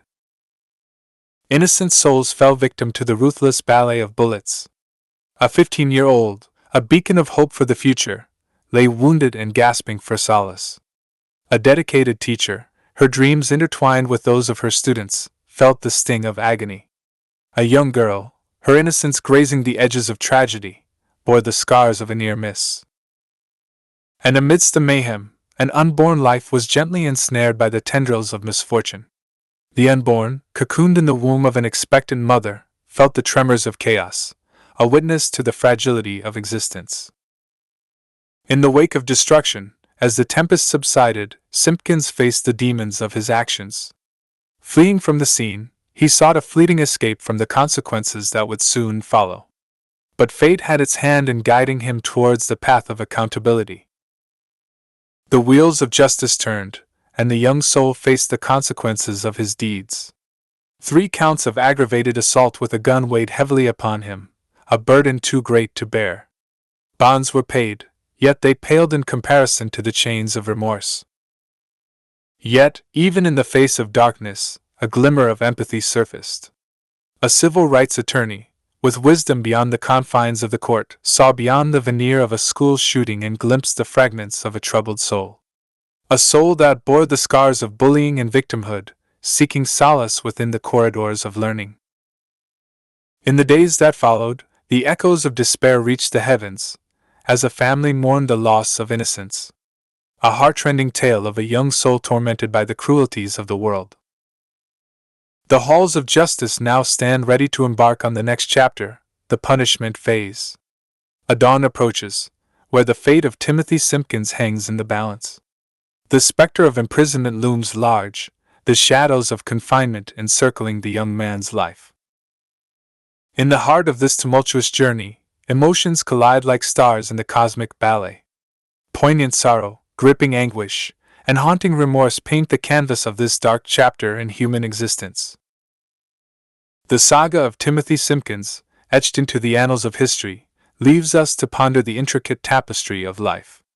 The choices we make, the tempests we unleash, and the aftermath of our actions reverberate through time, forging the narrative of our collective humanity.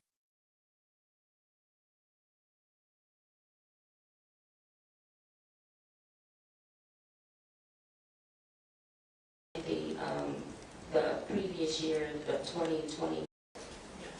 Ms. Hall, will you please state and spell your name for the record? Aretha B. Hall, Aretha Hall, Hall.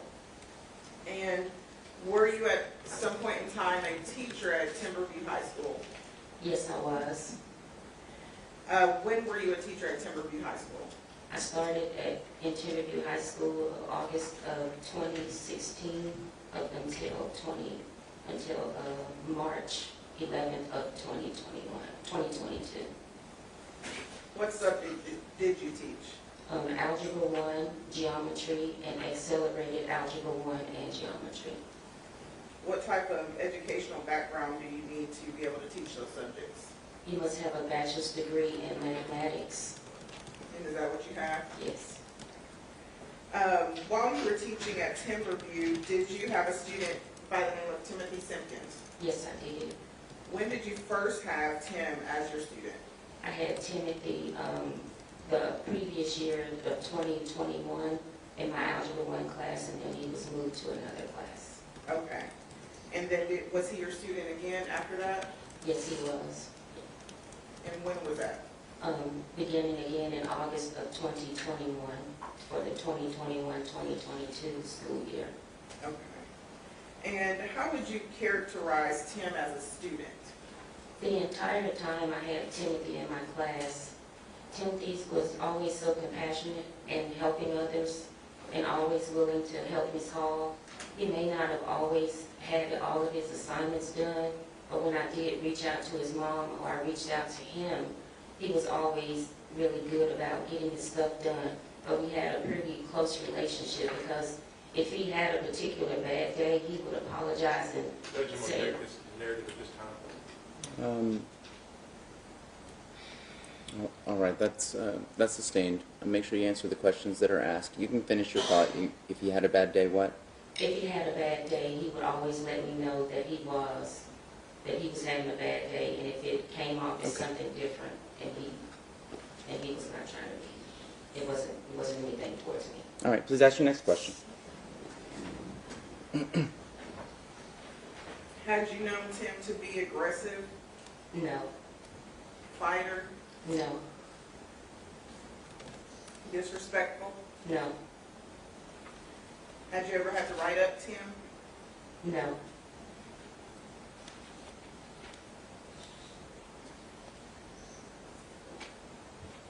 Were you at Timberview on October 6, 2021? No, I was not. You were out on leave? Yes, I was out on FMLA. What caused you to be out? Objection, relevance. And what's the relevance of that? Objection, may we approach? You may.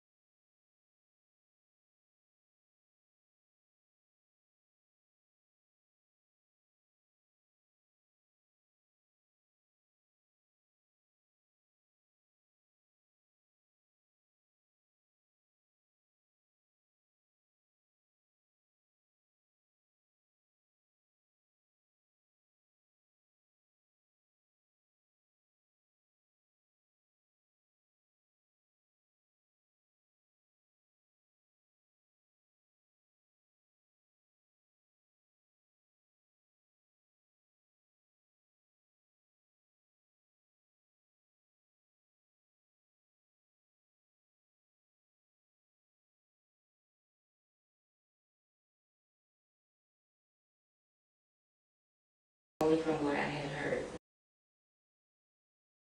Did you know Tim had a gun? No, Did you know Tim had been robbed and pistol whipped shortly before the October 6th?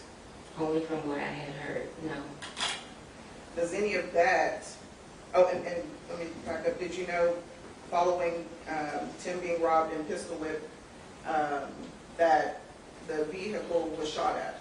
no. If all of those were to be true about Tim, would that change your opinion of him? No,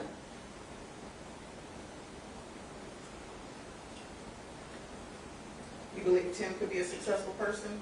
Yes, Did he apply himself when he was in your class? yes, Did he seem to apply himself at school in general? overall, yes. Had you known of any other teachers having issues with Tim? No,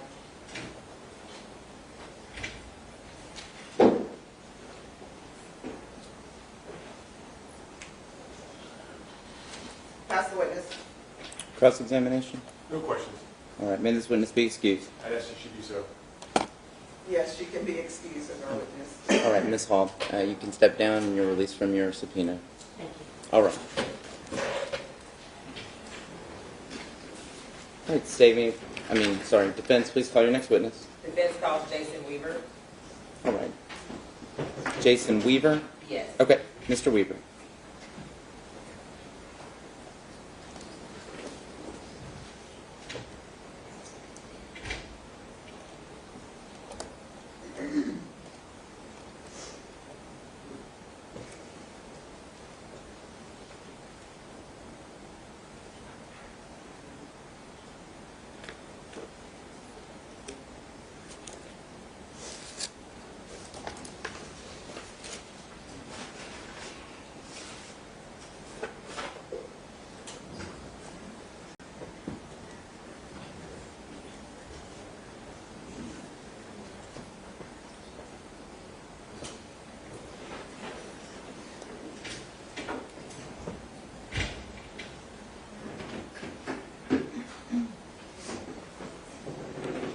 Come on up here, Mr. Weaver.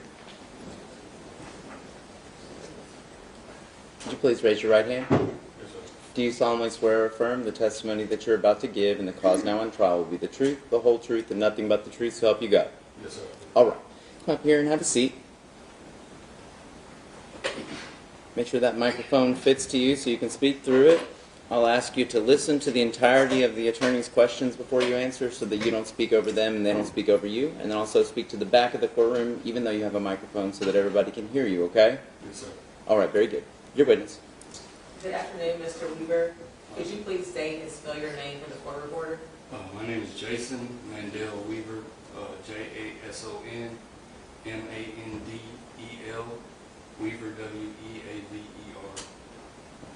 Mr. Weaver, what do you do for a living? I'm a case manager and soon to be counselor in addiction treatment. So you work with mental health and social work? Yes, ma'am. How do you know Tim? Actually, I was Tim's next door neighbor for 6.5, almost 7 years. Did you and Tim have a relationship? Absolutely. What was that relationship like? Close friendship, neighborly. I cut his hair, he would cut my grass. I would help out with his grandmother/mother around the house. After his grandfather passed away, we kind of got even closer because I became like a big brother, honestly.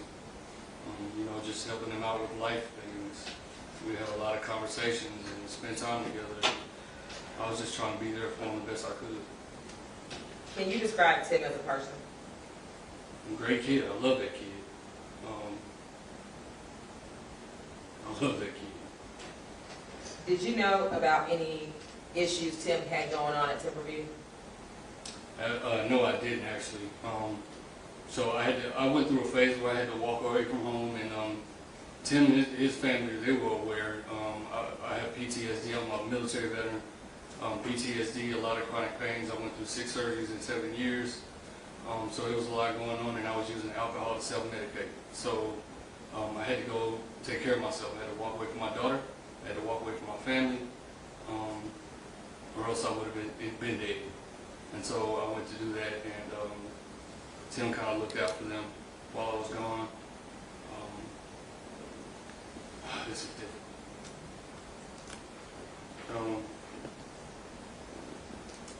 I got into recovery. Well, I changed. Let me just stop you there. So you mentioned that Tim helped you out during your rough time. Absolutely. He stood next to you when you had a hard time. He saw me in pain. He saw me dying. Did you know about any bullying issues he had going on? No, I didn't. That was right after I had both of my hips replaced. I was in like physical therapy and all that stuff during that period of 21. I think the last time I talked to him was like right before the summer, like April, early May maybe, in 2021. And I hadn't been in touch with him while I was recovering from those surgeries or whatever. And then I found out all this happened after the fact, and I got to him as fast as I could. And when you say you got to him as fast as you could, what did you do? The first thing I did was went to a meeting, and I yelled and I cried because I felt a weight. I can't even describe it, but I hurt so bad when I found that this happened. Do you believe that Tim can be a successful person? Absolutely. Does Tim have skills to make a living for himself? To run his own business, yes. Realistically, and we've talked about this, realistically, he's going to have to deal with this for the rest of his life. So he can focus on being able to support himself by running a business. He loves cars. He's recently gotten into real estate. Like, there's options for him. This kid's life has value. Nobody's gonna make me think any different. His life has value. Period. I'm a walking example of rehabilitation. Defense, pass the witness. Cross-examination? Thank you, Your Honor. Mr. Weaver, you said you had to be away from your home for a while and your family, correct? Yes. When did you leave, approximately? Well, I had to go to the VA program. They had a 90-day program. I went in 2018, and I stayed clean for like almost 10 months, and I relapsed and ended up in more pain. And so I went back to that program again. And when I came back from that program, that was like, summer of 2020, the end of the summer of 2020. Tim helped me move in my apartment when I got out of there, and that was like, Go ahead. go ahead. I'm sorry. Okay. So you were gone in 2018 for 10 months. No, I'm sorry. I was at home for 10 months. I left for 45 to 90 days, somewhere in between there. That was the last time I left was in 2019. Okay. And then you said something about April of 2021. Did you leave That was the last time I talked to him or had been in contact with him before I had my hip replacements. And you had to go to the VA hospital? No, I went outside the VA to have both of those surgeries done. So like each surgery I went into inpatient rehabilitation treatment with therapy and stuff like that. But it was 2 surgeries, so they were back to back. So it was like a window that I was gone. And when I came back from that rehabilitation, that's when I found out this happened. Obviously, you're a veteran. Yes, ma'am. What branch of service? Army. Army? And your PTSD is related to you being service? Military service. Yeah. Right? Is that Yes. correct? Okay. Well, thank you for your service.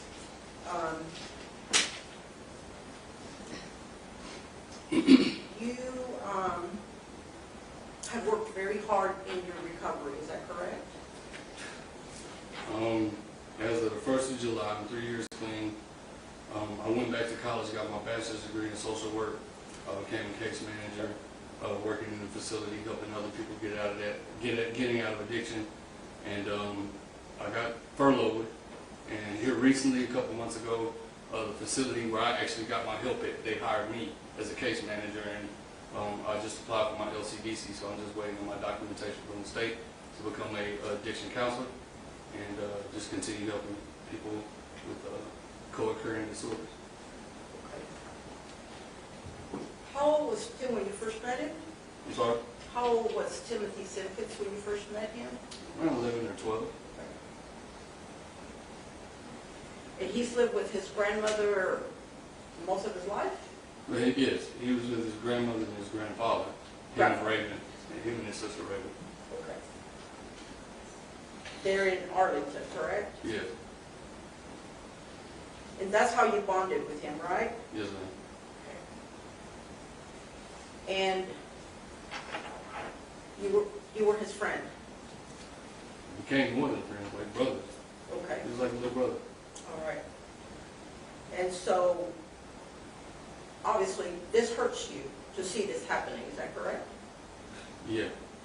you personally. Yeah. Do you feel like you let him down? I feel more than that. There's some things that I feel like areas I feel like I failed. I should have been there. I didn't know he was being bullied. Okay. Had I known, I would have showed up to the school, even if he didn't know I was coming, so people would know he had somebody there. Okay. Like, I would have done my best to stop this from happening. Okay. I would have never allowed him to. No, I carry that guilt. I carry that guilt. I should have been in there. Do you think it's fair to you for you to carry that guilt? I have people who are helping me through it, but right now, my feelings aren't important. His life is important. Okay. But this has affected you personally and psychologically. It's going to continue to. You think you're close to another breakdown because of this? No, I have support. Okay. I have a strong family of people in, well, I can't mention that fellowship, but I'm in a 12-step fellowship, and I have a strong support system. You've been in the courtroom some this week, is that correct? No, just this morning. Oh, you were here this morning? Yes. So you heard about, or you saw the evidence about the racetrack shooting, correct? Yes. And you heard that the casings that were recovered went to a 9mm weapon, right? Something like that. I mean, you guys talked about 45 rounds. Y'all talked about 9mm rounds. Right. Did you know anything about him having guns? When his grandfather passed away, his grandfather had some antique weapons. He also had some other firearms. And this was that period when I remember one day I was helping him and his grandmother clean out the garage.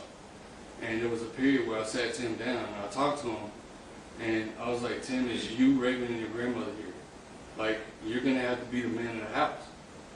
And I even briefly taught him how to unload a weapon, you know, and be safe with it, because you're going to have these around the house.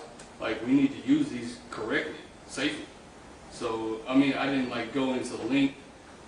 We didn't go to the range or anything like that. But it was just a brief lesson on how to properly use a firearm, because I wanted him to be able to protect his home. About how old was he when you were teaching him how to handle a firearm? This was right after his grandfather died, so he was, what, 14? From 14? 15. About how many weapons did they have in the home? I don't know an exact number, but I know it was probably at least 4, because he had two antique revolvers, Mr. George did. And the other 2 were just regular handguns? Yes, as far, no, there was a rifle, I believe, like a long rifle. Was there? I think there was a long rifle. Maybe not, but I know there was like 2 more handguns, at least. All right. Did you also, in addition to showing him how to handle a weapon, give him some good advice as you would as a man, talk to him about what not to do with a handgun to be safe? Always. I mean, we mention it because people like myself are trained. We mention that you don't ever have a round in the chamber. You load that round in the chamber because it's not only an alert system for yourself to be safe, and you know you're the one to put that round in there, but it also lets that other person know that you are armed. It's like a safety. It's like a safety trigger. It's part of training. But like the questions you're asking, I had multiple conversations with him. I spent time when we would go to the mall, and I was trying to teach him how to talk to girls back then, him and his cousin. Like, you know, we had fun. We did guy stuff. He needed that. You know, his grandfather passed. Like, he needed that. And I did the best I could to be that person, to fill in. And did it appear that he had all his godfathers around too to help him and advise him and mentor him? He had other support, yeah. I know from the church, you know, his family had been connected to. He had family that would come in town from Texarkana sometimes. So he had family support, he had friendship from you who were his neighbors. He had his grandmother. Did he already have that charger before you left, or was that later on? Well, his sister had that started it first. And then he got it? Mm-hmm. Were you around when he got that car? I was around after he got the car. After he got the car? Okay. I believe Raven had gotten another car, so he was driving that Charger. Okay. And I take it whenever you were helping him with those guns, you don't recall if any one of them was like a Glock 45? One was a Glock, yes. But I didn't just help him with guns. We were cleaning out the entire garage. Well, I'm just asking about the guns. Okay. Okay. Do you happen to know how much a Glock costs? Me? Yeah, just in general? 400 to 600 bucks. Do you happen to remember if there was a lot of ammunition also? I don't recall seeing any ammunition, honestly.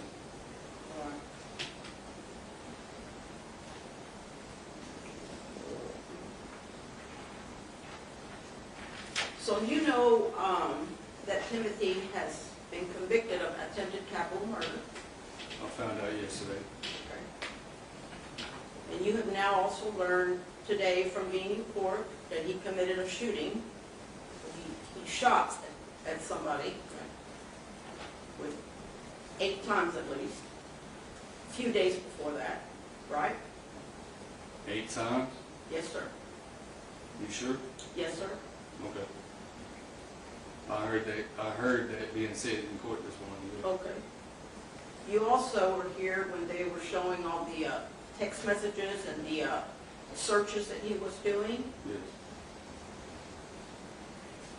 Did you hear about that search that he was searching on the 30th of September? If you're at school and someone tries to fight you and you shoot them, how much time do you get? That was a question that was in the text message that he asked, right? Right. You're asking, did I know about What it? do you think about him doing that on the 30th, which is 6 days before he shoots up that school? There were various conversations, though, more than a statement, right? There were various conversations. I'm asking you about him searching the internet, trying to find out how much prison time he was going to get if he shot up the school. Obviously, Objection, Your Honor, to asserting facts not into evidence. That's not exactly what the text message states. All right. Let's sustain. Ask your question again. Let me rephrase this. On September the 30th, he searched and he typed in, if you at school and someone tries to fight you and you shoot them, how much time will you get? Okay. You're asking, what do I think about that? Mm-hmm. That leads me to believe he had some concerns, some serious concerns. My understanding is that he was being beat up multiple times before this occurred. Okay. So if he's searching what possible punitive measures are going to happen if he does something like this at school, that leads me to believe he's got some serious concerns, and his life is probably in danger. Right. And did he come to you and say, my life is in danger? I did not know any of this. You know if he ever went to one of his godfathers and said, my life's in danger? I don't know. I was not in You know if he ever communication went- with him during this time. I'm sorry. Don't talk over each other. What was the end of your statement? I was saying this is that period where I was not in touch with him. Okay. Ask your next question. You have not heard that he ever went to the police and said, my life is in danger? No, ma'am. So, isn't it true if he's searching that, is that on November the 30th, he's planning to take a gun to school and use it, and he's wondering how much time you get?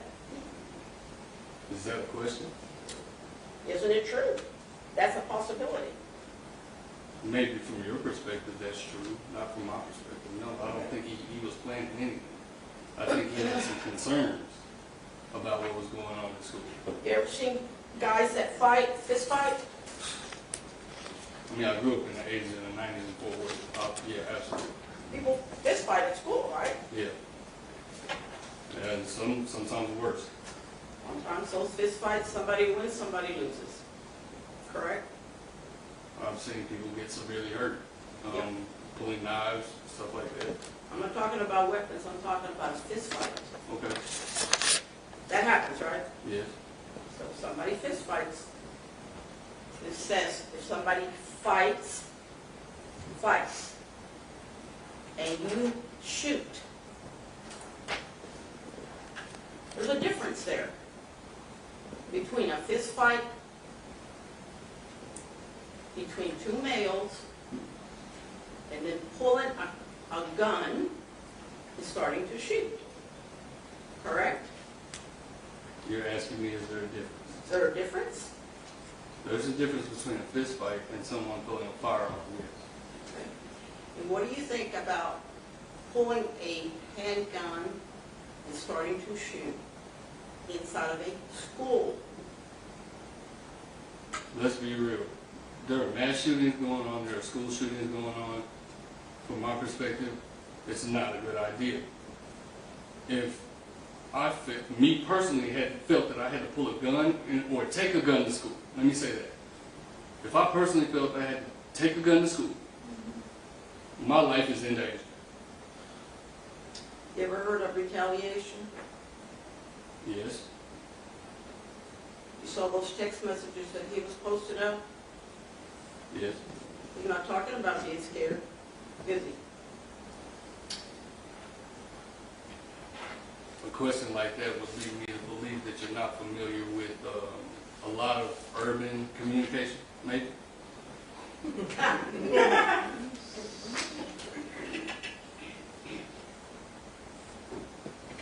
If y'all think this is fine. Hold on. You don't get to talk to the court. Can I post a witness, Your Honor? You may.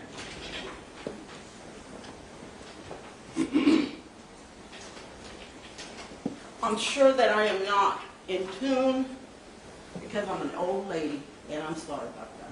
You're not old. Oh, I am. So I'm going to have you read it because you're the one that knows.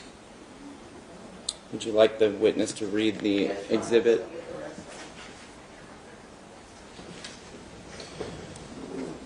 Let me get the exhibits, Judge. Make sure I don't mess this up.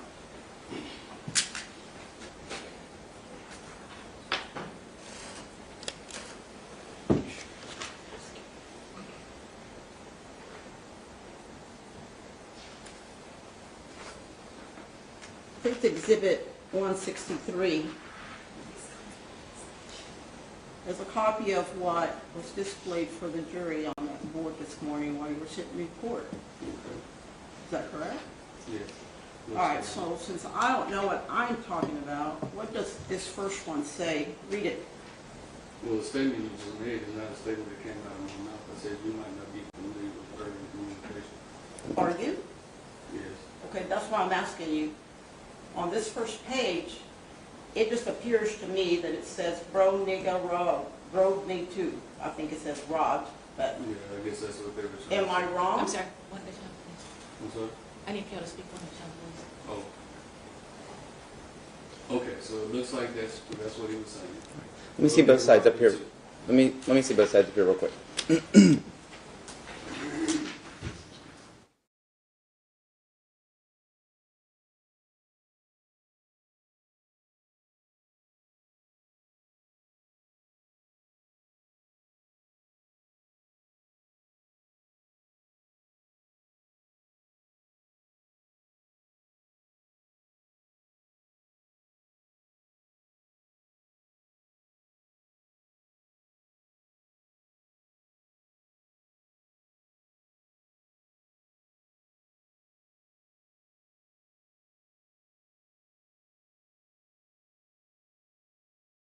Just briefly, Your Honor. Okay.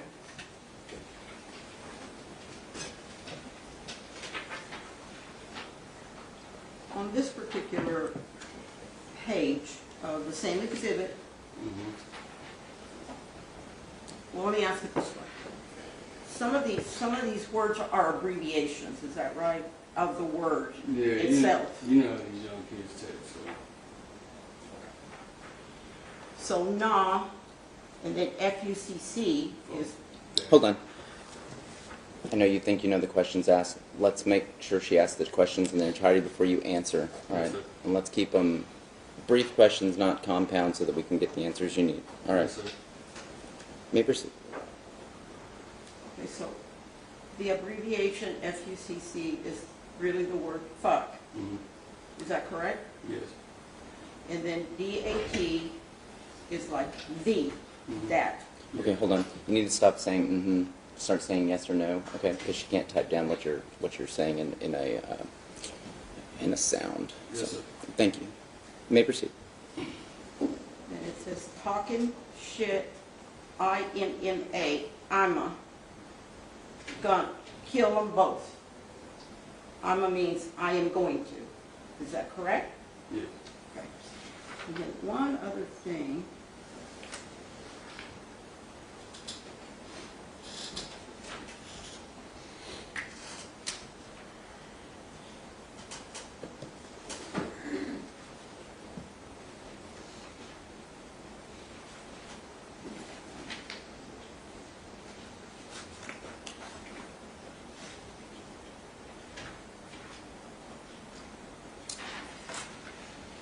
And it's just if you know, on this page, damn WTM, question mark. Do you know what that means? I think it means damn, what does that mean? WTM, what does that mean? Is that what that means? I don't know. That one I'm not familiar with. Okay, all right.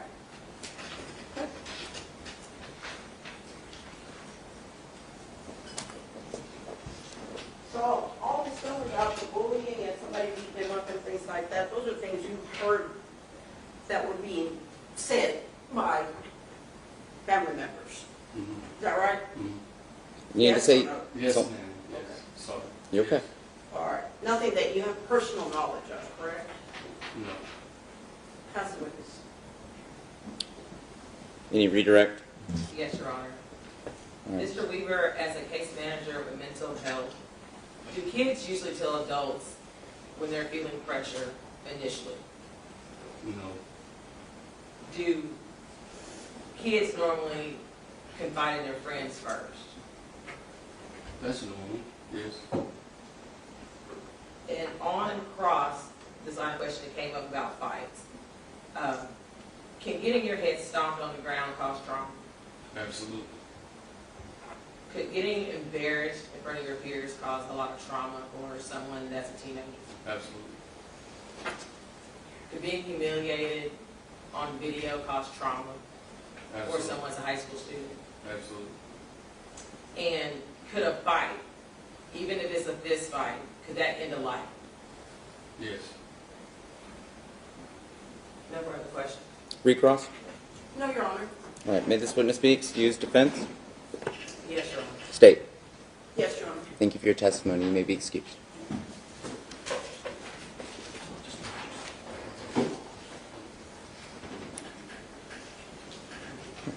Defense, please call your next witness. Defense calls Julie Burns.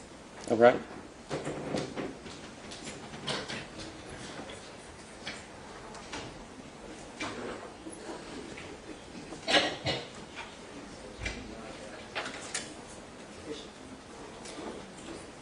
All right, would you please raise your right hand?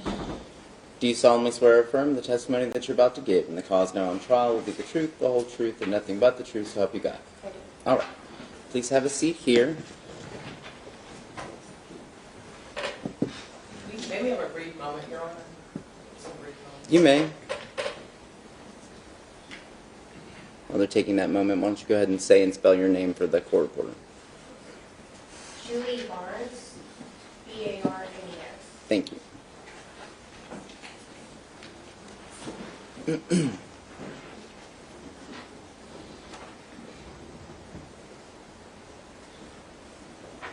I approach the bench, Your Honor? You may. State. You need a record?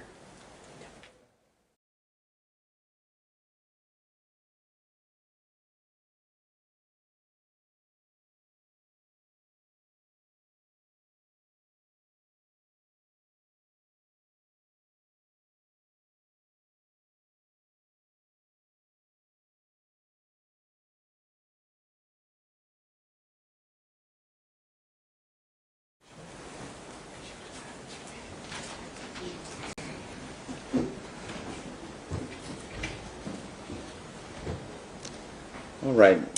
Ms. Barnes, Ms. Pamplin, this is your witness? Yes. All right. You may proceed. What's your name, for the record? Julie Barnes. And how are you employed, Julie? I'm employed with the Tarrant County Adult Probation. And how long have you been employed in that capacity? I've been with Tarrant County a little over 2 years. And what are some of your duties and responsibilities? I am a court officer. We serve as a liaison between the court and the probation department. And prior to yesterday, did Timothy Simpkins have any prior felony conviction? Objection. What's the objection? Hearsay. You have personal knowledge. That's over. Did he have any prior felony conviction? Not to my knowledge. Thank you. Now, what day did Mr. Simpson find out? October 7th, 2021. And who are the conditions for his bond? Who's that post? A magistrate judge. Central. And when you say bond conditions, what does that mean? Explain it to the jury. Bond conditions are conditions that a defendant has to follow for the bond. Those conditions could be committing no new offense, in this case GPS, no drugs, no alcohol, no weapons or firearms. And he was on 24-hour home confinement? That's correct. When you say home confinement with a GPS monitor, how does that work? The defendant is required to remain at home. They are able to leave for certain reasons, coming to court, medical with approved, with a supervision, and they would have the GPS monitor on that notifies of the changes. So would he have to notify his court officer every time he would go somewhere? Yes. So typically he at court, you have to notify him? Yes. Doctor's appointment? Yes. So since 2021, since October 6th of 2021, how many violations for marijuana use has Tim had? Approximately 4 violations. So but one of them, what was the first one that you had? The first violation I have is December 10th, 2021. So the year this offense happened. And the next violation? The next violation I have is October of 2022. So almost the whole year. Correct? Correct. And then the next violation?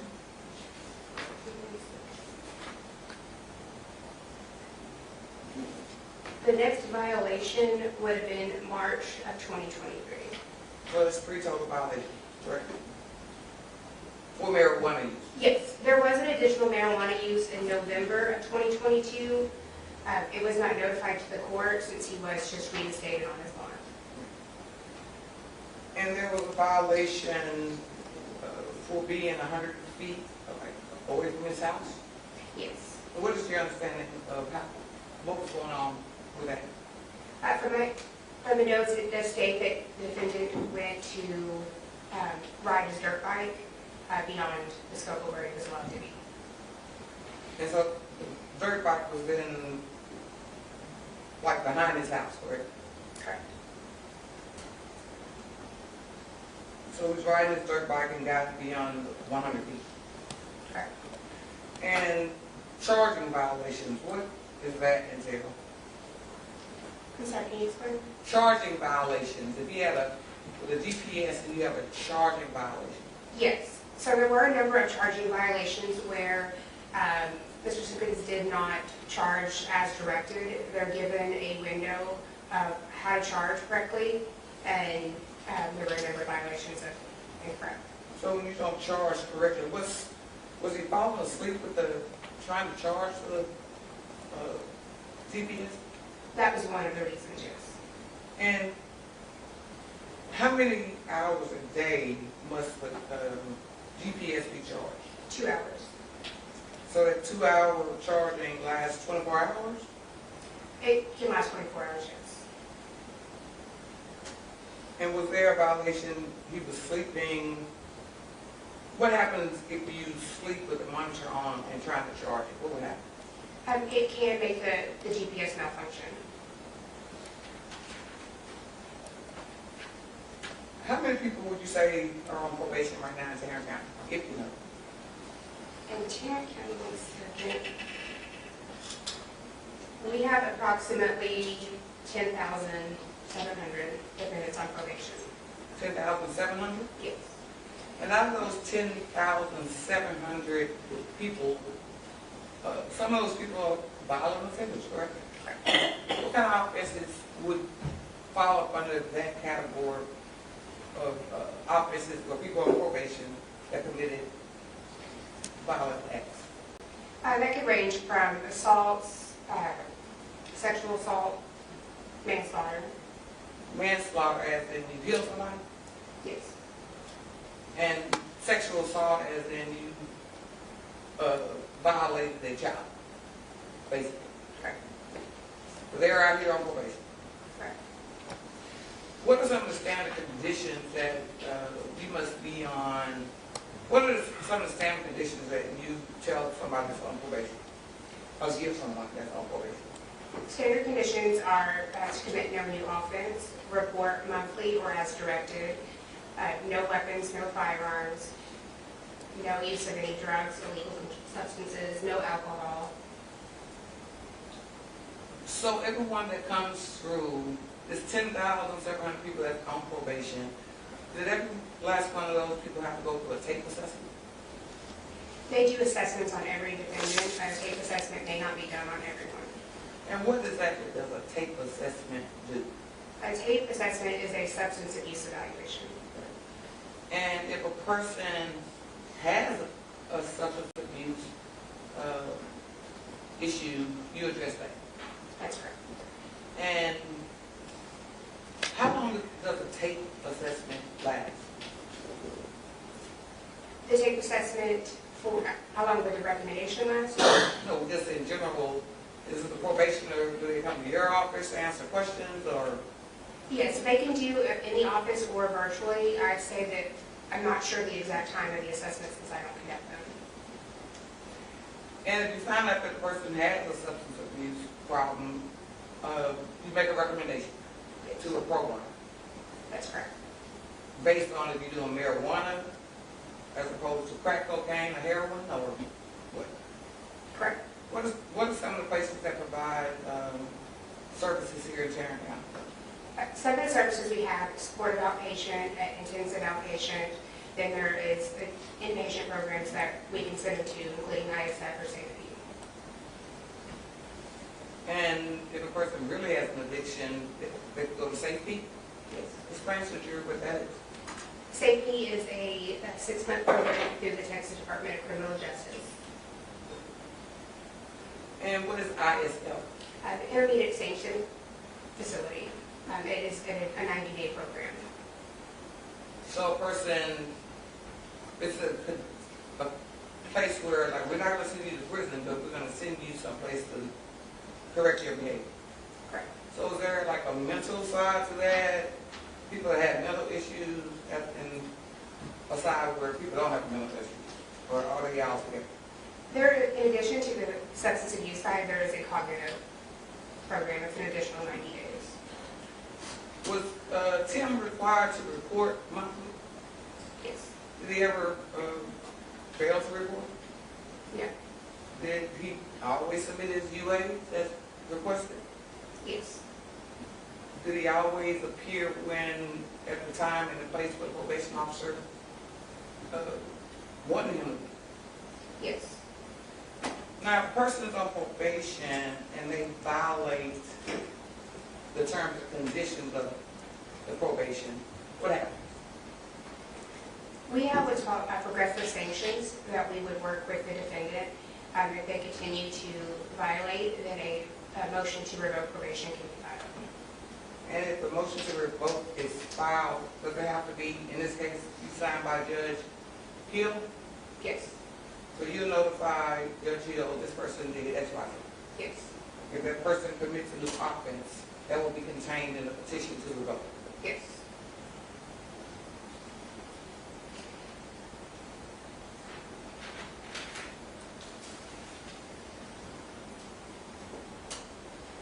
Do you have you come across a lot of probationers that smoke weed? Yes. Is that probably like one of the ones that you see more than anything else?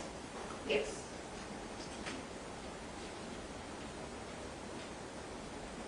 Are there people in this county that have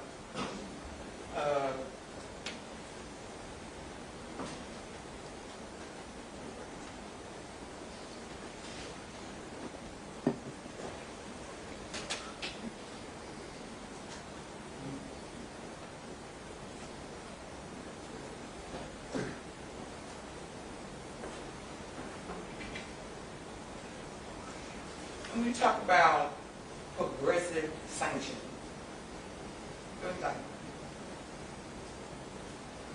you're trying to find ways not to incarcerate, correct? Correct. How many, if a person smokes weed the first time, like, it's like 3 days in jail and admonish them or something? Wouldn't necessarily be, it would depend on the substance and the defendant.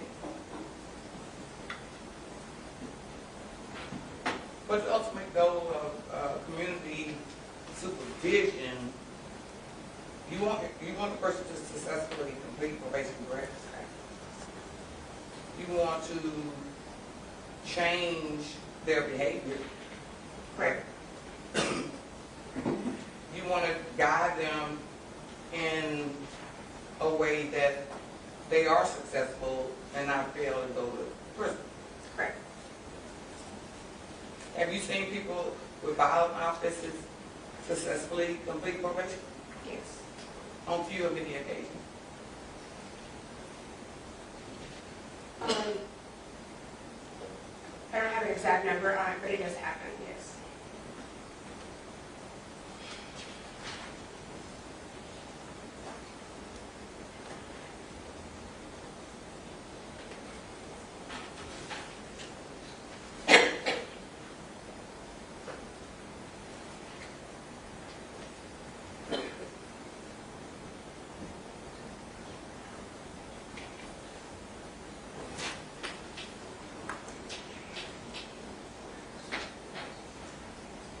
There are hundreds, I mean, I can't say hundreds, but there are services throughout Tarrant County to help people, right?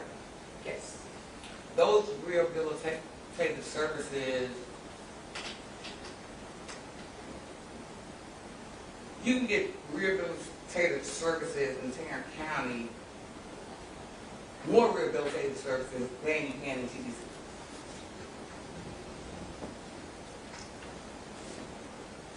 I believe so, yes.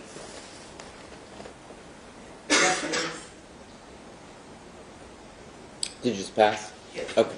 Cross-examination. Tell these people what service you have that's going to teach someone not to shoot somebody else. What was the name of that class? There's no exact program. I'm sorry, I thought there was a way, you just described it. So is there a class or course or service somewhere in the great county of Tarrant that's going to teach someone not to take a gun to school and shoot it up? No. Defense counsel asked you questions about courses or classes on not smoking marijuana. Recall those line of questions? Yes. All right, what class do you have to teach someone not to deal with drugs? There are cognitive programs, but it would really ultimately depend on the defendant on whether or not they're going to follow them. Okay, let's talk about following stuff. This defendant had a condition of bond to be confined to home, right? Correct. That means literally you're stuck at the house, right? Yes. You have 4 marijuana violations. That's 4 times he's used marijuana while he was confined to home. Is that fair? That's fair. Unless he's growing it himself, what does that tell you? That he's not following the rules and conditions. I mean, somebody's bringing it to him. Correct. Tell me who that was. I'm not sure. The people that he lives with. Do you think it's them? It's possible. I don't think Ms. Lily's bringing him marijuana and drugs. Probably agree with that. Let's just assume she's a real nice lady. That didn't happen. Probably not his mom. Probably not his sister. It's going to be his friends and associates, right? Cause speculation then. It does come sustain. Who are his friends and associates? Who does he hang out with? I'm not sure who all of his friends are, but Name one.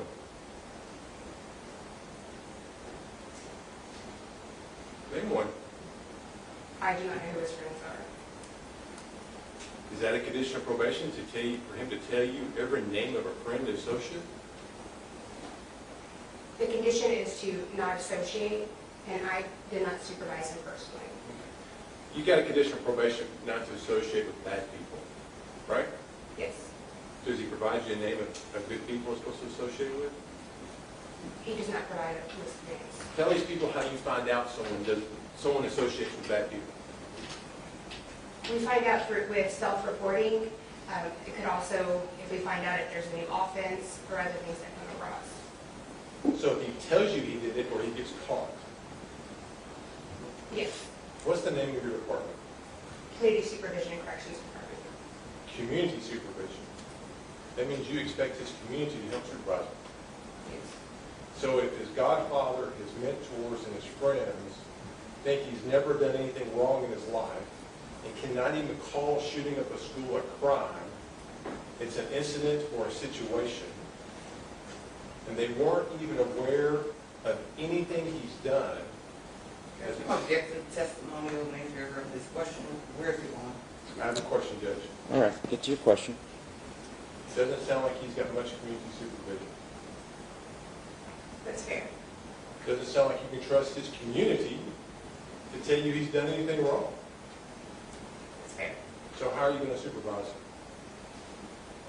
We are unable to be with him 24 hours a day, but we do expect them to abide by their conditions. You monitored him 24 hours a day with the GPS monitor, and that still didn't work. Correct.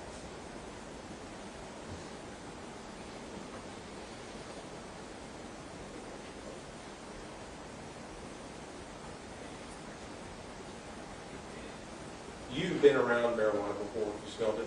Yes. Very distinctive smell. If he's under home confinement and he's smoking marijuana in his house, his grandmother's house, don't you think that's something his family and friends should be able to smell and notice? It's possible, yes. It's not just possible. I mean, you walk down the street, you smell someone's been driving by you, right? Yes. So if he's violated bond 4 times, that's a good indication. That's 4 times they ignored it. Yes. Now then, I'll make sure I caught this correctly. The very first violation was in December of 21. Correct? Correct. What was the consequence to him? On the very first one, his bond was held insufficient. For how long?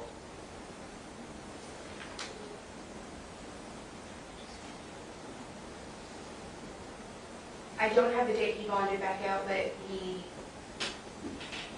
was released from custody during the month of December. Okay, so these people can understand this. He violates bond.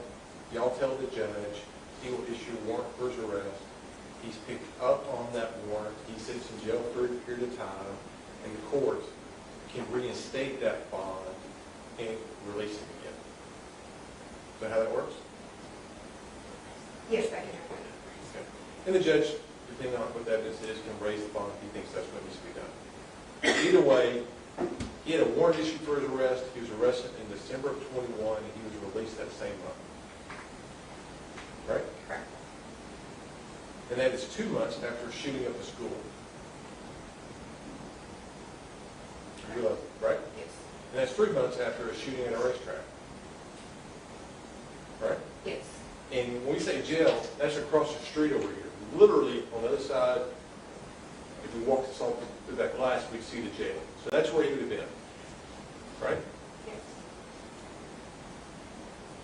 He is sent back home with home confinement. Correct? Correct.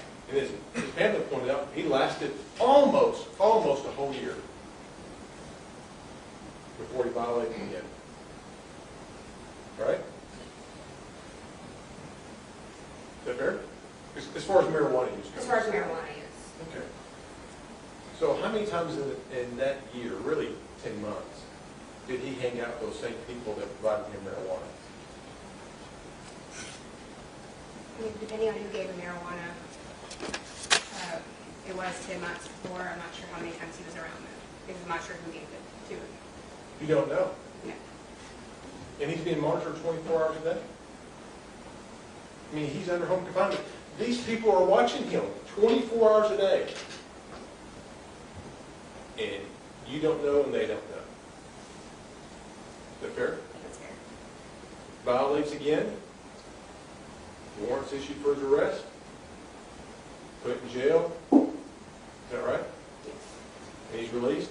About how long did he serve in jail this time? Again, I don't have the dates that he was in jail. 10 days, 4 days, 30 days? Wasn't too long because he violated again in November. You don't know exactly. Give me 1 second, let me look at the notes. Sure.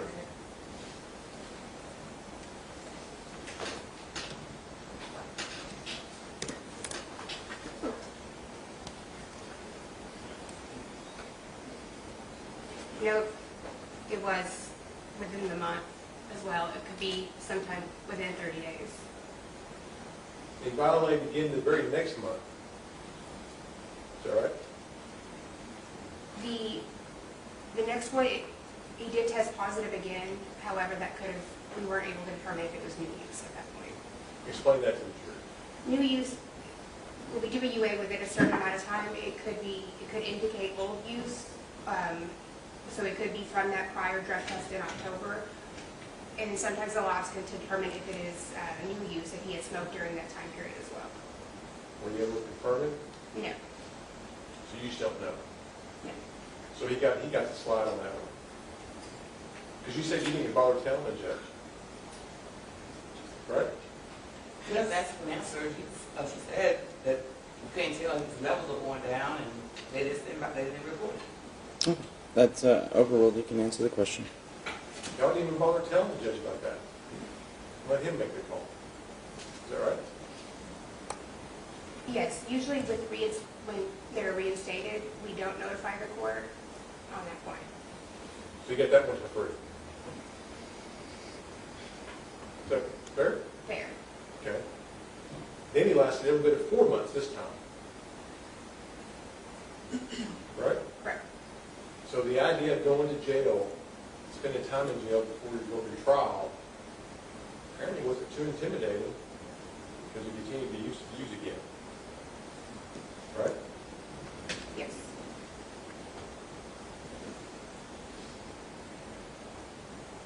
And again, you can't tell us who, what, where, why, how, any of that, even though he was under home confinement the entire time. That's correct. This counsel will ask you a question about violent offenders who are on probation, and that's everybody from a Class A misdemeanor assault up to, I think you said maybe even some sexual assaults. Is that right? Yes. Okay. How many of them are on probation for attempted capital murder? None of those offenses. None. That'd be a 0. How many of those were probated by a jury for the offense of attempted capital murder? No. 0. Is that right? Yes. Doesn't happen. Is that fair? That's correct. This counsel asked you questions about, he always reported. How many times did he have to report a month? It's one time a month. For a whole day? You have to go see you for a whole day, you'll sit there and talk to them, say, hey, what's going on, what you doing, who you hanging out with? How does a report go?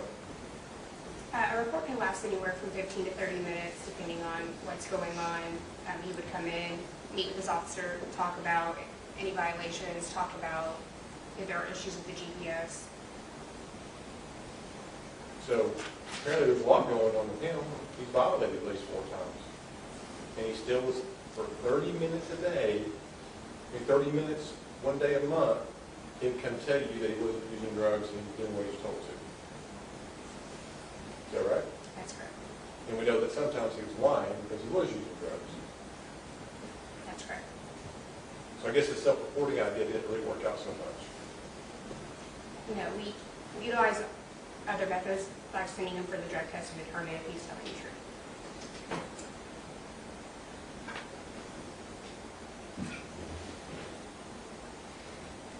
For the 10,700 people on probation, how many probation officers are there?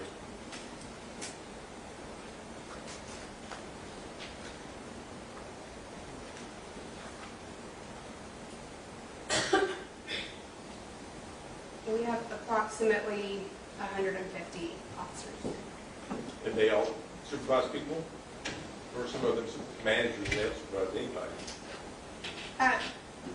That number is supervising officers. It's a pretty big caseload. The average caseload is about 140. Kind of hard to manage that number, isn't it? It can be. They're broke down into different levels of reporting. Sometimes it's 15 minutes and sometimes it's 30. Sometimes it's not at all. They just literally drop a piece of paper off at the desk and leave. Isn't that true? Yes.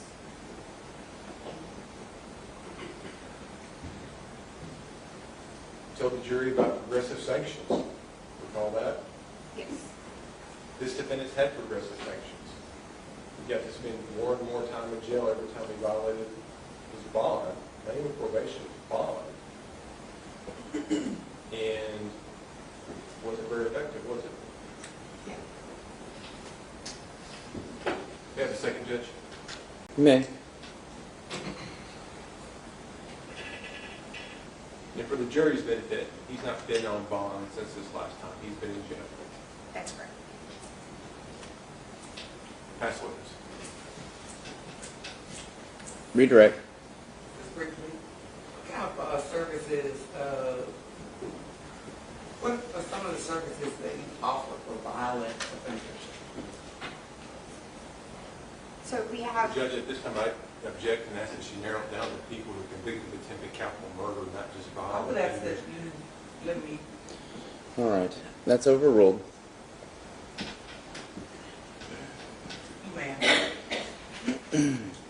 Depending on the offense, there are different classes. We do have anger management classes. If it was a domestic case, we would have batterers intervention. And you have classes for like the sexual predators, Yes. and those are considered violent offenders also, correct? Yes.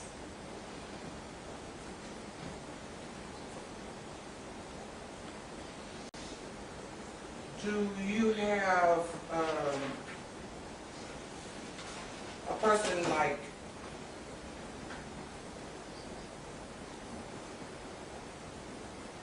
a person that commits a manslaughter case like Ethan Couch? What kind of Judge, I'm class going would to he- object.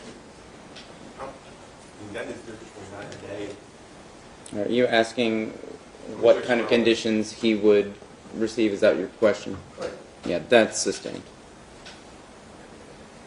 A person charged with a manslaughter case,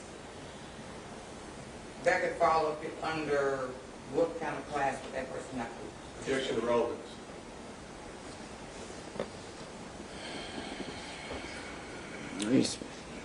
Yeah, we're not talking about intoxication manslaughter. So if you want to narrow it to something more specific to this case, I'd be happy to let you ask it. And with respect to, you got people on probation for smoking weed, there have been times, you know, they tested positive, and the district attorney has agreed to dismiss the petition. It could be possible. That the prosecutor and the court officer, everybody agrees, like, dismiss the petition and be done so many days in jail or something? Yes. And typically, if a person violates, who sets the bonds in this particular court? If a person violates in this court, does Judge Hill set the bond, or does a magistrate set the bond? It would depend on the warrant. It could be either. I'm sorry, say it again? It could be either. Okay. But in this particular case, well, typically, do the bonds get doubled, if you know? I'm not sure on that.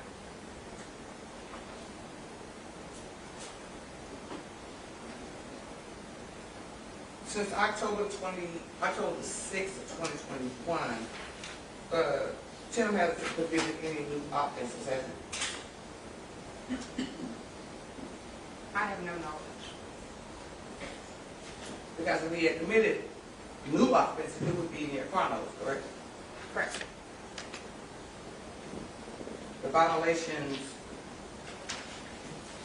are 3 positive UAs since 2021. Yes.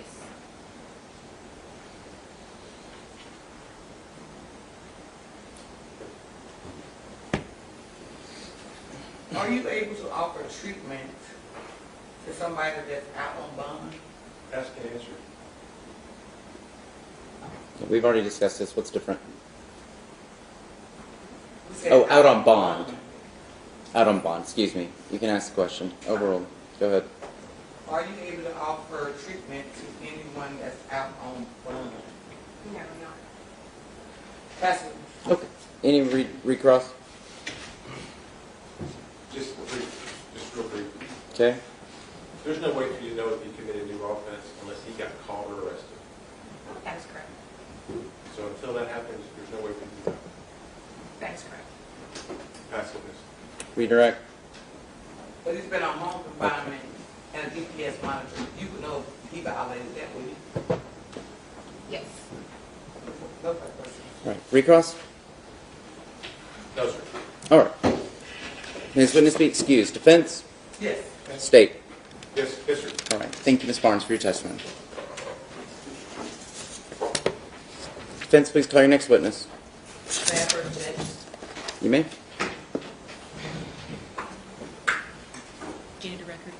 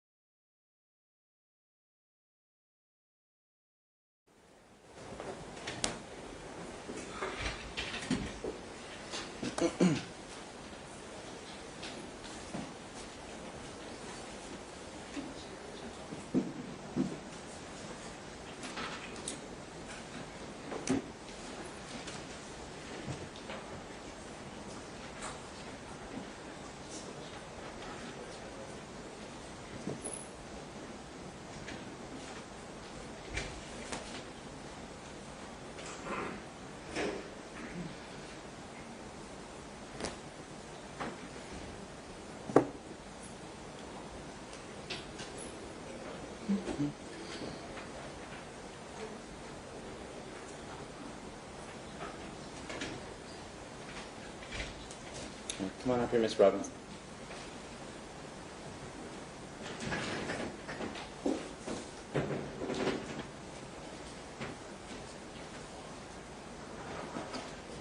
Please raise your right hand. Do you solemnly swear or affirm the testimony that you're about to give in the cause now on trial will be the truth, the whole truth, and nothing but the truth, so help you God? Okay. You can lower your hand and come have a seat here.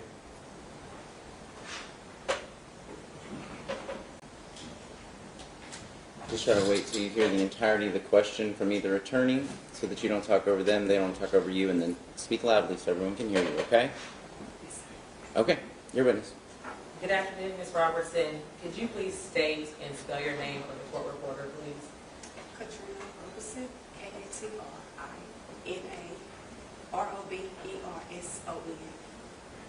Can you check to see if your mic is on?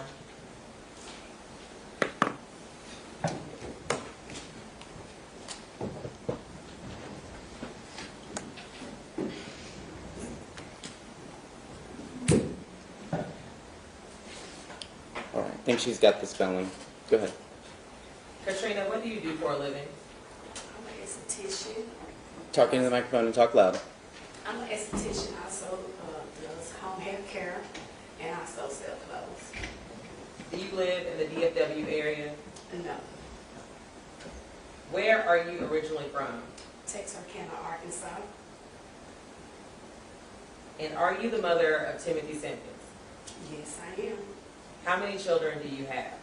2. So you have Raven and Tim as your kids? Yes. Could you tell us what happened to Tim's father? I was 3 months pregnant. He had got killed. Were you living in Texarkana at that time? Yes, I was.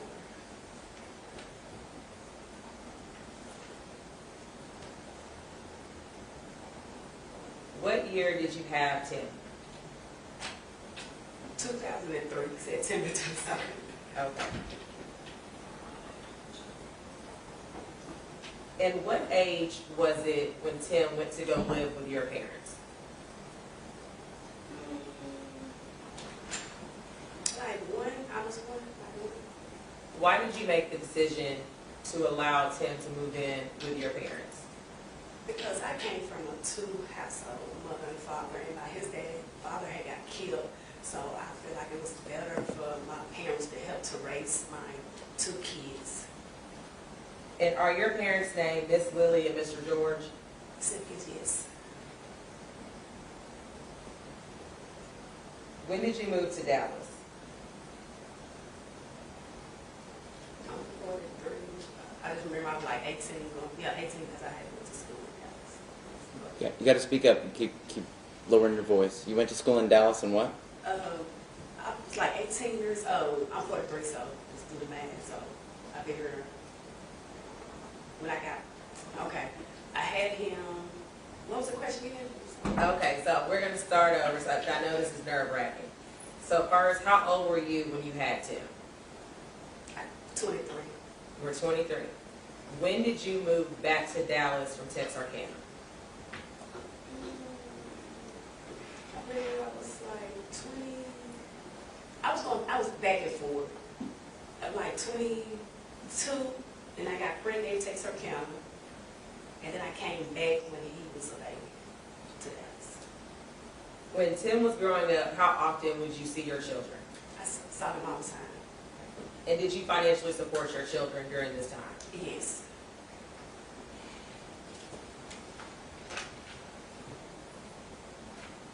We've talked a lot about your father, but I want to start off with talking about your mother.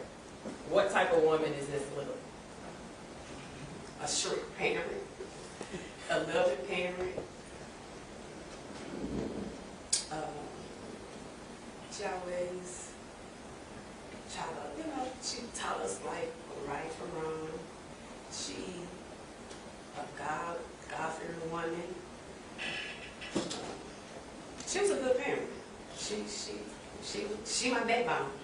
That's the reason why she was helping me with both of my kids. And how did Miss Lily handle your father passing away? She didn't handle that too well, and she's still not handling it. Would you agree with me to say that when Mr. George passed away, it devastated the entire family? Yes. The witness, Your Honor. All right, I'll ask you not to lead the witness. You ask the question.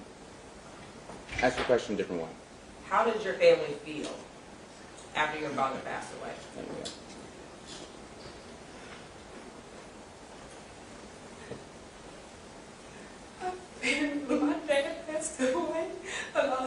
had changed. Because my daddy was the man of the house, and my daddy was the provider, and he the one really taught me a lot of things. And he taught my son everything. Because like I say, my son didn't ever have a father. So my daddy was the father. So when he passed away, a lot of stuff had changed. Can you tell us what changed with Tim when your dad passed away? When my father passed away, I feel what changed was Tim didn't have nobody. He had no father because he never met his own father. And the man that had raised him had passed away. The only man that he really knew as a father. Did Tim ever have any mental health issues concerning that passing? I'm going to say yes. And why do you say yes? Because he was like going through some things. And I talked to him, and you know how the kids are, they don't like telling you nothing. They don't like talking to you. Like how I was raised, we talk to our parents. But these new kids, they do not talk. They don't like telling you what's going on.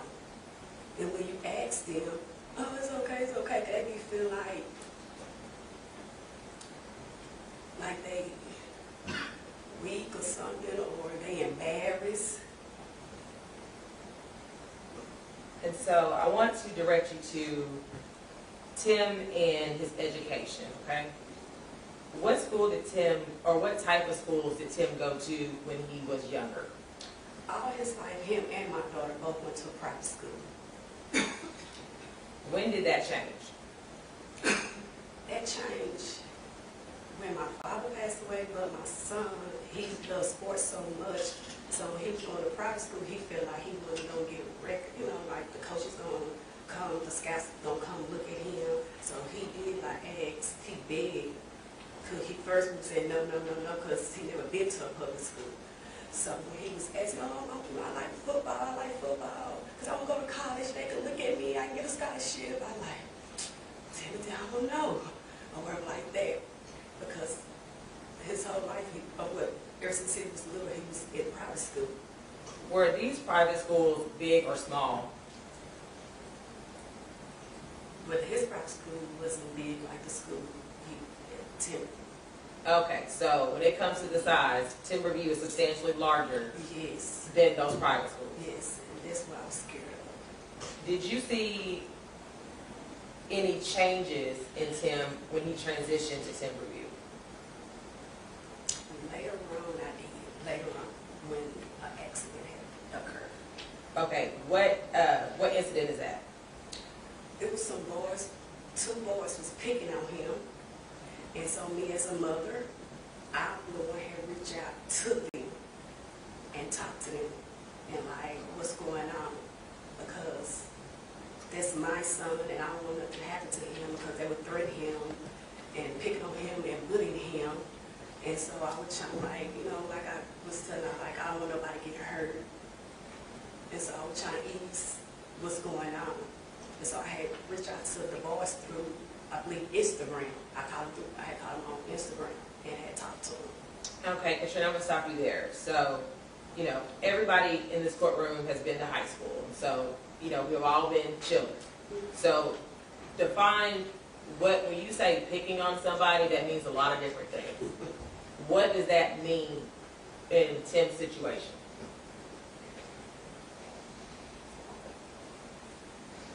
How were they picking on Tim? That was like threatening him, what they was going to do to him. And that's the reason why I had reached out to the boys. It was two brothers. And I still had it in my phone when I had called them. So when you say threats, you mean threats of violence? Yes, yes, ma'am. And when you say do something to somebody, you mean physical harm? Yeah, harm. Time when I see you, I'm going to kill you, kill you. So you as a concerned mother reached out to them? Yes, I had reached out to the boys. Was that successful? I reached out twice. The second time,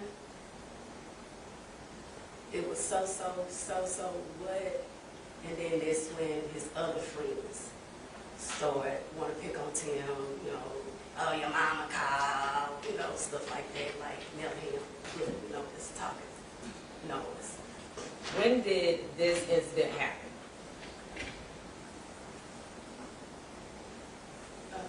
Like right before, like all this other stuff was had happened. Did it happen in the spring school year, or did it happen in the summer? I knew school was starting back. So like in the summertime, school was starting back. Okay, so starting the fall semester. Mm-hmm. Yes.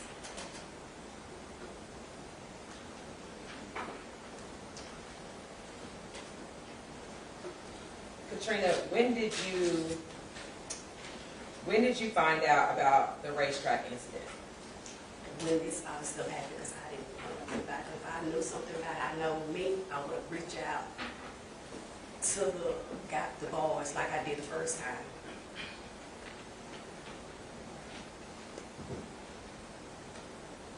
Did you know about Tim's injuries from the racetrack incident?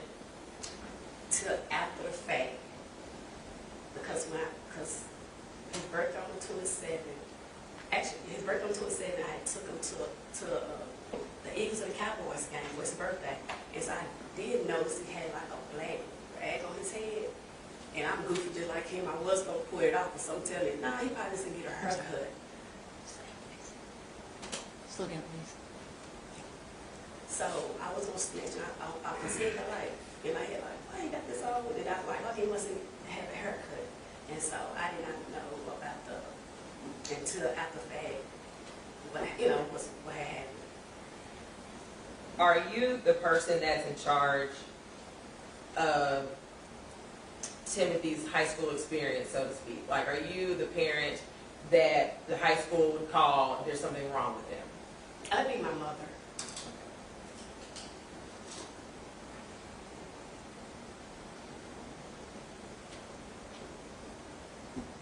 If you would have known about racetrack, would Tim have continued to go to Timberview?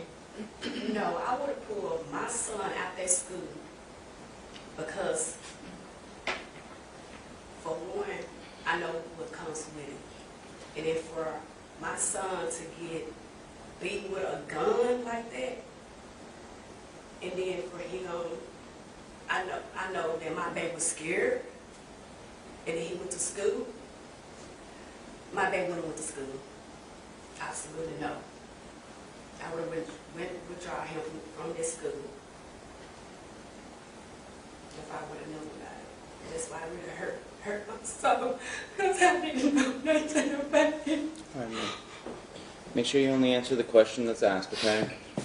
Answer. Next question, please.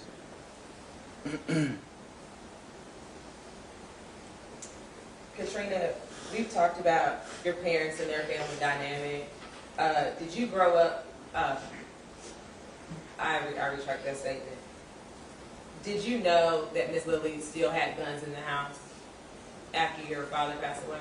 Oh, yes. My daddy was in the military. He was in the military for years. He had retired from the military. Did you know any of Tim's friends that he made at Timberview? I just knew a couple of them. Did you know what kind of people they are? Yes. Yeah. Did you think anything was wrong? Could you sense anything wrong with his friend group? No. They're just some typical teenager little boys.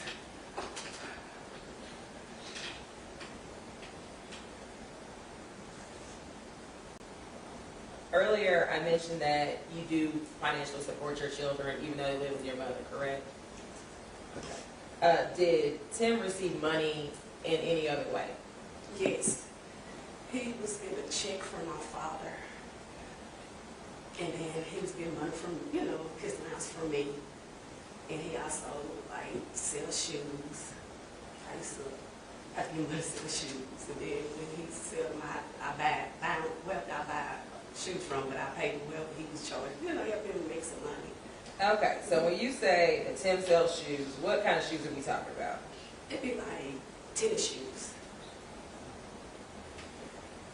So with Jordans ring a bell? Mm-hmm. So those are the type of shoes Yeah, that... Jordans and Yeezys. I had bought a pair of Yeezys from, and I'd be like, oh, you charging me too?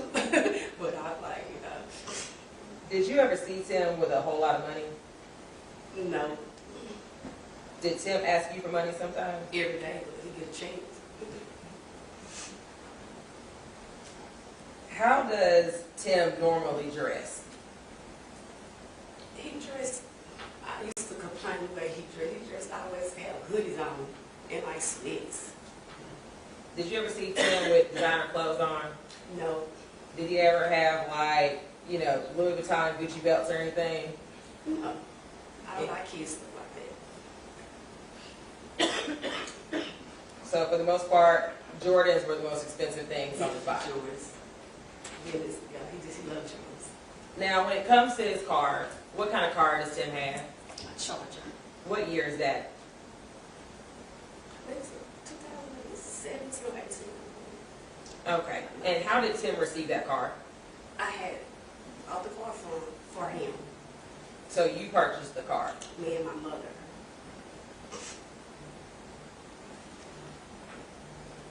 So Tim never had signs of having money on his own enough to just buy his own vehicle. He was too broke. He never had money like that. Did Raven also drive this vehicle? Yes, sometimes, yes. Okay. And who is older, Raven or Tim? Raven. Did Raven ever drive the car first?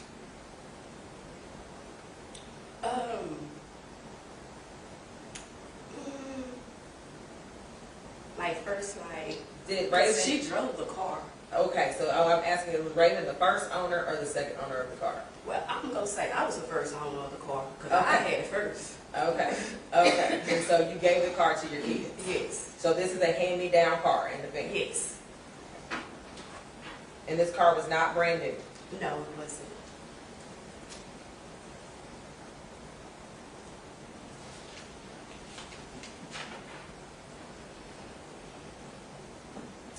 Okay, Katrina, where were you when you first found out about the shooting? I was at home in the bed. I had got a phone call. Can you just speak up, ma'am? I'm sorry. Speak up. You'd gotten a phone call? Yes, sir. I was home in the bed. It was early. I came to my thing. It was like 9 something. I just remember it was early in the morning. I remember I had to be up like at 10 to go check on one of my patients. So I got a phone call from my daughter. They had FaceTimed me. And so that's when Tim was crying.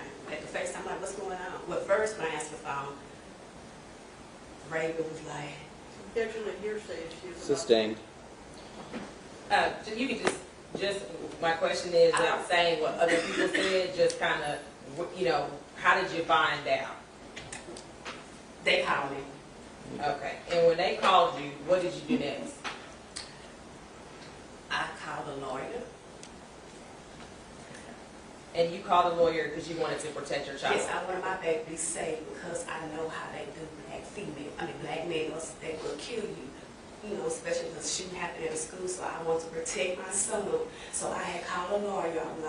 I was telling the lawyer what had happened, and so he was like, okay, well, you know, I was, you know, turning me in first. Let me back. Hold on. Let's answer the questions that are asked. Ask your next question. So after you find out what happens, you call an attorney. When did you have an opportunity to see Tim? When it's time to turn himself in, the attorney had, and we had met up, and then we went to the police station. What was Tim's demeanor like? He was scared. He was crying, and I was telling him it's gonna be okay. It's gonna be okay. He really was shooken up. So after Tim turned himself in, your family created kind of a support system, is that correct? Yes, actually, people reached out to us.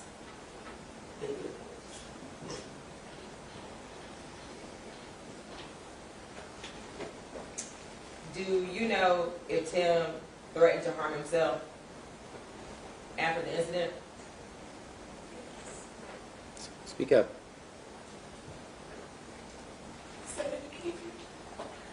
Do you know if Tim threatened to harm himself after the incident? Yes, he calls for a hearsay. Hold on, you got to stop talking when they're objecting. What was the question? Does she know if Tim tried to harm himself? Is to her personal knowledge. Am I eliciting hearsay? Okay, well, establish your personal knowledge and then ask the question. After Tim was turned himself in, where did he go live? He went back home. Okay. And did you see Tim every day around this time frame? Yes. Were you still in constant communication with your son? Yes. And has your relationship always been that way, of you having a line of communication to your kids? Yes. And during this time, when he was at home, did you know that he threatened to harm himself? Objection, still calls for a hearsay response. Yeah, I didn't get any information that there was a personal knowledge apart from hearsay. So if you can establish one, do it. Sustain. Did you receive a phone call from Tim? Yes. Were you concerned after that? Very concerned. How did you react to that? I had called the pastor, and then I told him to meet me over to my mom's house because I was at work when he had called me. So I said, I'm on my way, I'm on my way. What was Tim's demeanor when you came over? He was just crying and saying he did. Objection to hearsay. Just demeanor. What? Yeah. Oh, he was very sad. Thank you.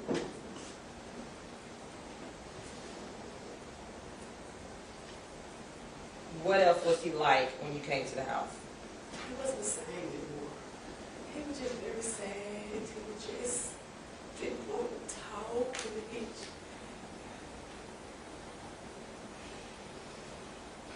Was he remorseful?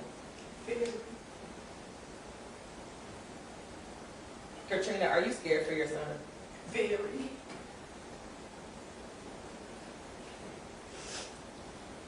Was your son known to be a fighter or a troublemaker? No. Was your son known to get in trouble at school?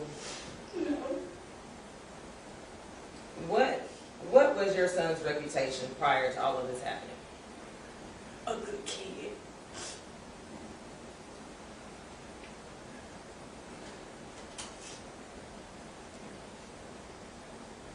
And Katrina, you've been here throughout this trial, is that correct?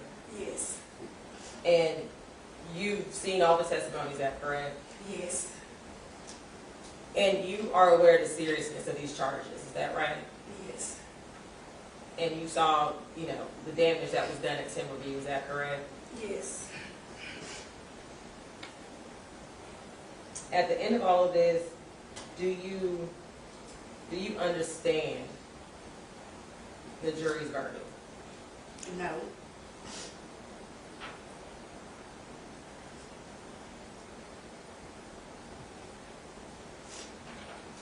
Katrina, do you understand how a person like Mr. Pettit feels? Yes. And you understand that he's innocent, correct? Yes.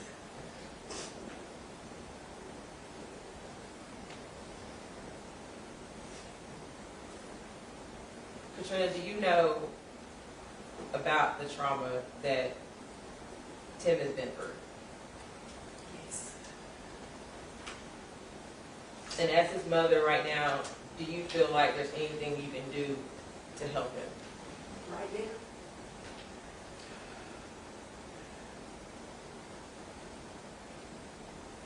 Just ask me again. Do you feel like there's anything you can do right now to help your son through his trauma? No, he's been here. If he was, I can't. So you feel helpless right now? Very helpless.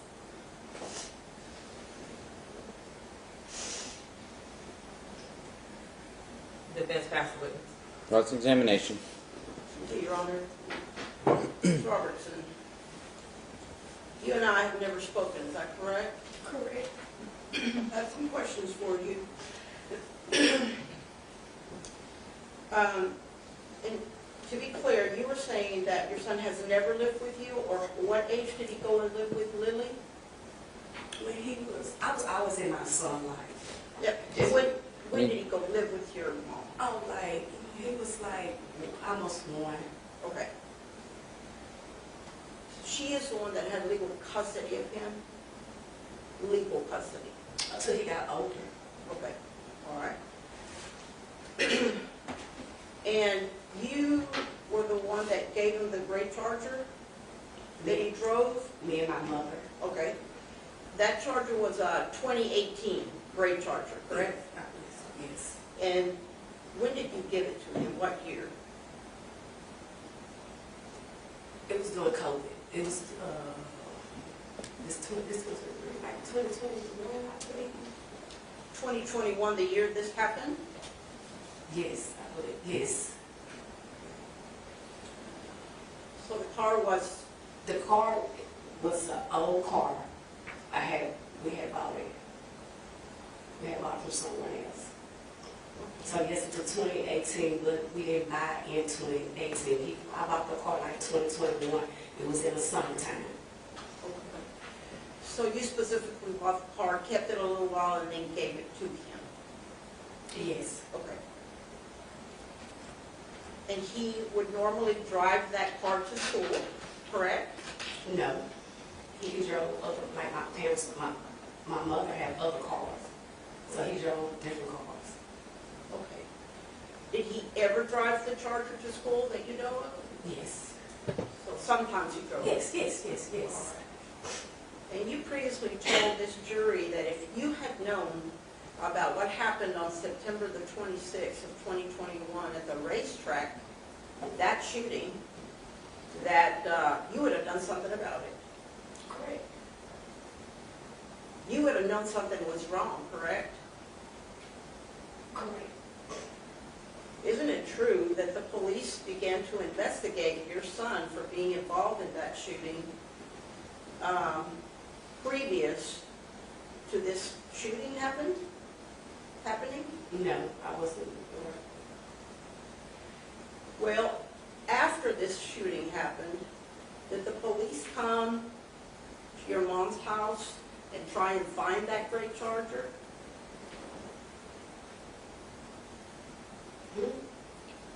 October the 27th of 2021, did they try to come to your mom's house at 642 Harris Ridge Drive in Arlington to search that vehicle pursuant to a search warrant? Are you aware of that?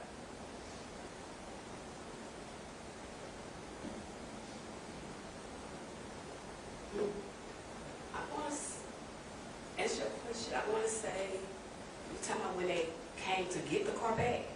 That's what you're talking about? I'm talking about when the police were trying to find that car. I know they were trying to find the car, but I know we had a phone. I think they came and I said, well, the car, I gave them the car, so I don't think, I mean, not like trying to find, I believe they came to like get the car, but find it, they had to find it because presented the car. Okay. When they came to your mom's house to try and find that car was not there. You had it, right? Oh, yes, correct. You were storing that vehicle at 2801 Live Oak Street in Dallas, Texas. I was driving the car. I wasn't storing the car. I was driving because I bought the car. It was my car first. So technically not even his car, so it really wasn't his car. Just answer the question that's asked, ma'am. You can ask the next question. Did the police have to go to Dallas to go and get that car? Yes. And they took custody of that car until December the 8th of 2021, right? I don't remember when we got back. There was something like that. It was like something like that before something like that, you know. May I approach the witness? May.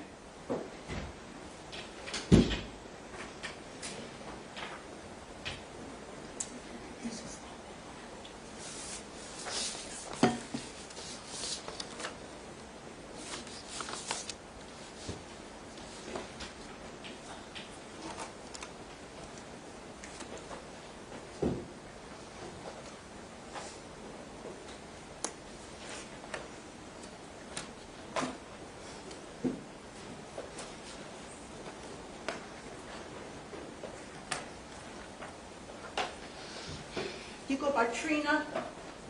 I go by different names, Katrina. I'm going to show you what's been marked at State's Exhibit 164 and ask you if you recognize the people in that photograph. I sure do. Those my nieces. And it's Jay. Is your son, Timothy, Yes. in this photograph? Yes, he is. Okay. I'm going to offer State's Exhibit 164, Your Honor. Tendered to the defense.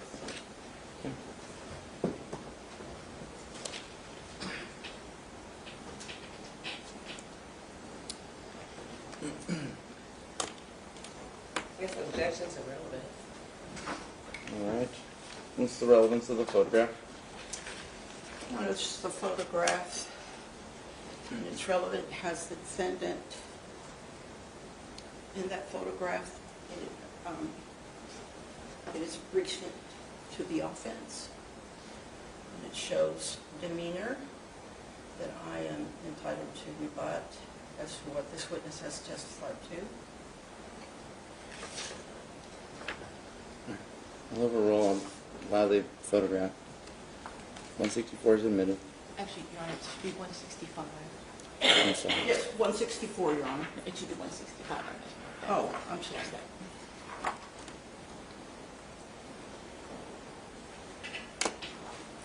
I'll admit 165.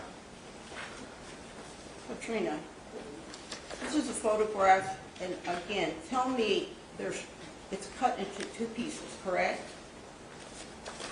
I'm going to ask you about the first half. Who are the four people that are right here in this first half? My niece, both of my nieces and other ones are Jada. Jada, and then who is the male? My son. And is he smiling? Yes, he's smiling in that picture, but why y'all not? Hold on. You're just supposed to answer the question. Is he smiling in this photograph? Yes, he's smiling. And in the second photograph, there are some individuals, several individuals, but is your son also in that photograph? Yes, he is. Is he the person with a striped white and blue pant? Yes, sir. Okay. Is this taken on the same day? Does it appear? Yes. I believe so. Yes. Okay. Is this at your mom's house? Yes. And is this shortly after he got released from jail? That picture, when he got, this picture right here got to him like hours later. After he got released from jail? Yes, hours later at the end. Okay. So, do you happen to remember how many days he was in jail before y'all bonded him out? He got out the next day. Next day? Okay, so he spent one night in jail? Yes, ma'am. Okay. And there's a comment on here that says, he's home that quick, right? Correct? Yes. And then another bigger one that says current mood, right? Yes. And there's, in the first part of this, there's a lot of food on one of the tables. Yes, he was hungry. Everybody was hungry. We couldn't sleep, so he was hungry. Okay, you weren't having a party or anything? Oh, no, no party. May I publish to the jury by walking in front of the jury? You may. Yes.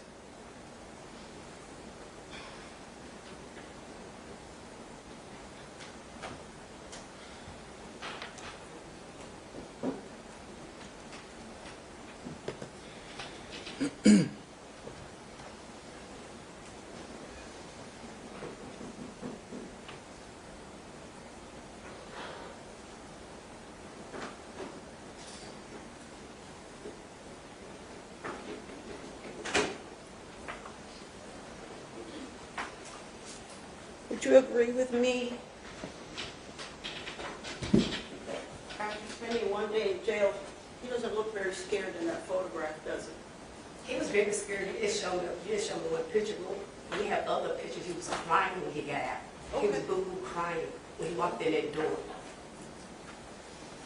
How many times have you had to re-bond him out of jail since this has been going on? Twice. Altogether the first time, and then the other 2 weeks out there. And that process is very expensive, correct? Yes. And even though your son kept violating the conditions of his bond, you kept bonding him out of jail, correct? Yes, any parent would do it. Sorry, I didn't hear. Any parent would do that over that child. He's a kid. Okay.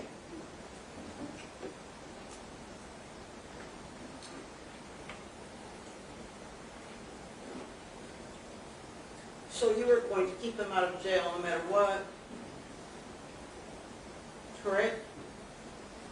It's my child. I'm a I mother. understand. I understand.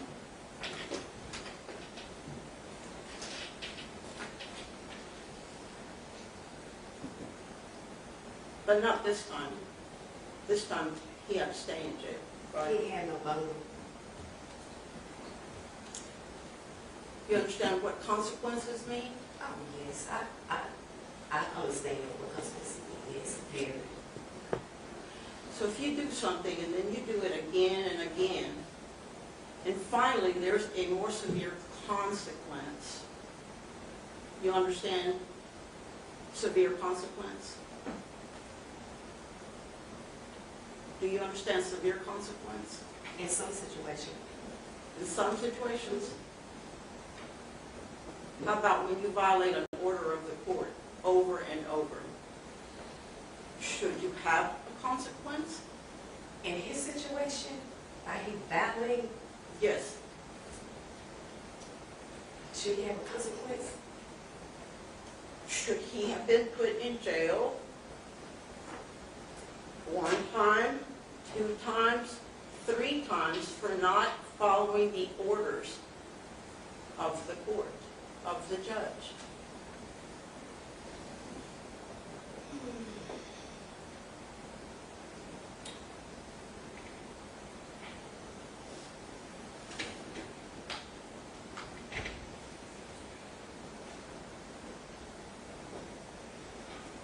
You may answer the question.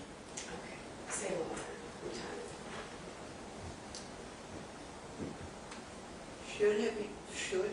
Should Timothy have been put back in jail 1 time, 2 times, 3 times for not following the orders given to him by the judge on the conditions of his bond?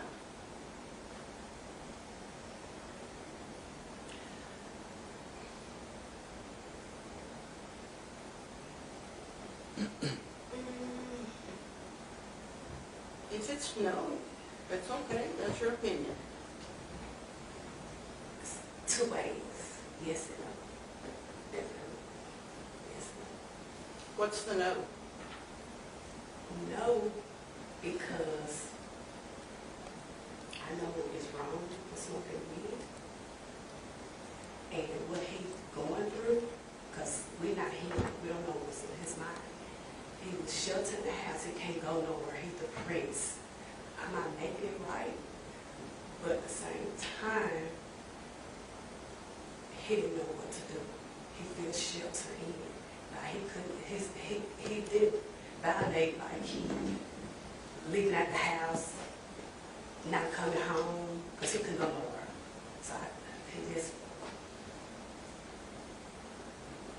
made it to help him out with anxiety, depression. Because he's not going to keep just smoke weed. Do you think it's disrespectful of the authority of a court when you refuse to follow the orders given to you, which are simply stay at home, don't use drugs?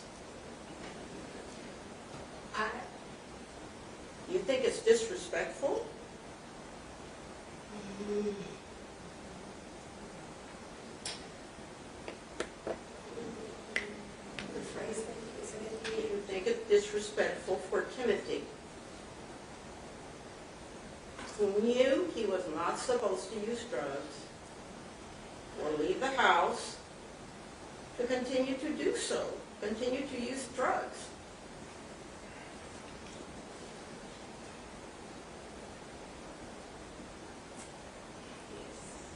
Yes. And do you understand that probation means that the judge is the one that gives you the orders of what you're supposed to do when you're on probation? Yes. And when you cannot follow simple bond conditions, it is a good indicator, do you not think, that you will be lousy on probation? Don't you think? Ask me one time. As a person who is charged with a first-degree felony, who has been allowed and given a privilege because he has the money to bond out, and still cannot abide by the conditions given by a court, do you not believe that person is not taking this very seriously at all? No, I don't believe he's not taking it serious. He's taking it serious. Well, he's sitting in jail now, isn't he? Yes, he might be sitting in jail. Yes, he is. Absolutely. All right. Redirect. Katrina, do you think that Tim needs some sort of treatment or some sort of help? Yes, I do. What kind of help or treatment do you think he needs? He needs. Please speak up and please speak into the microphone. I'm really sorry. It's hard to hear you. He needs mental help. What does that mean? That means like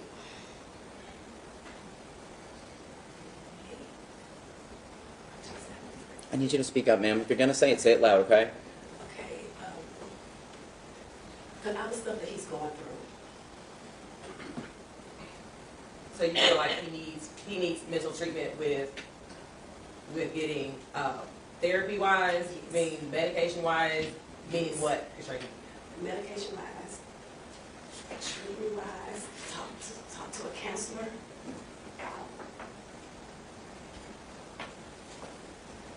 And Katrina, back when you first called the boys that were threatening your son, was that not an opportunity then to get Tim some help? Actually, yes, I got him some help. I didn't take it, well, I had other people talking to him. Was he too embarrassed to ask for help? Objection, Your Honor, calls for hearsay. Is he too embarrassed to ask for help? Is that the question? Yes. It's not hearsay, overruled. You may answer the question, Katrina. Yes, he was very embarrassed because when I did reach out to one of my friends and talk to him, like, they're going to be talking about me. Objection, Your Honor, it's the hearsay. That's hearsay. That's Sustain that objection. And in regards to the photograph that the prosecutor showed you, was that posted on your page, on your social media site? No. When it says current mood, who wrote that? I don't know. You don't know who wrote that?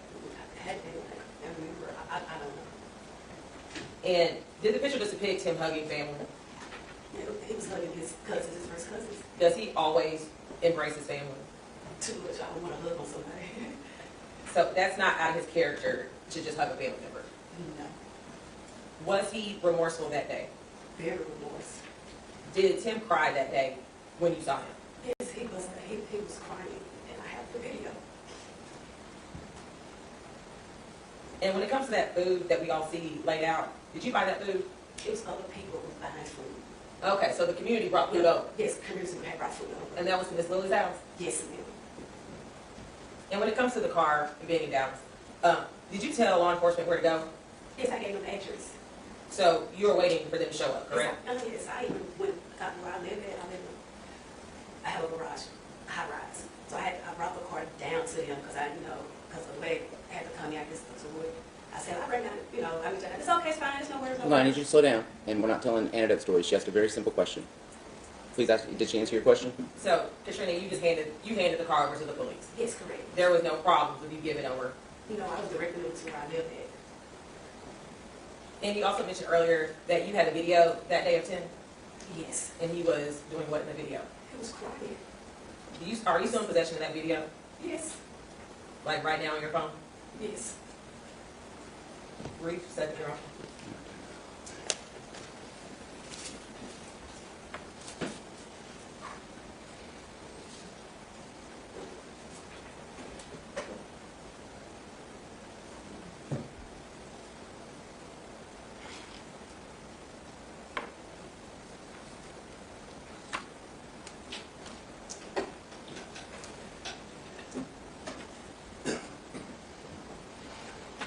May I press against Your Honor?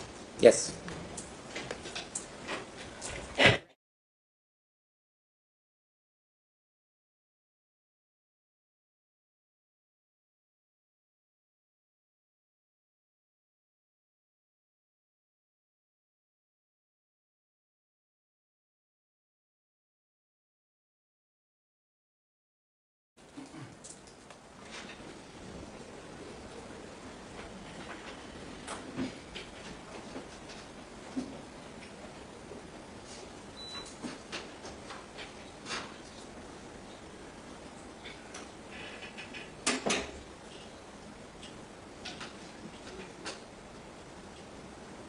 Katrina, how has your life changed since this happened to your son? Judge, Your Honor, the relevance about how her life has changed.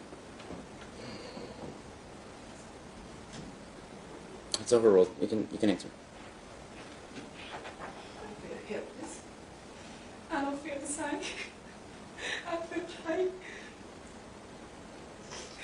I wasn't going to protect my baby. My husband, I can't sleep because I'm worried about him.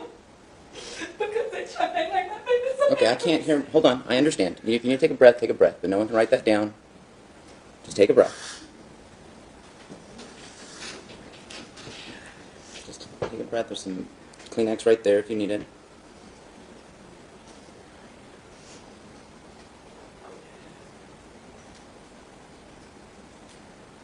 Okay. You came in? Oh. All right. Please ask your next question. Katrina, when you say you can't protect your son, do you mean you couldn't protect him in that classroom?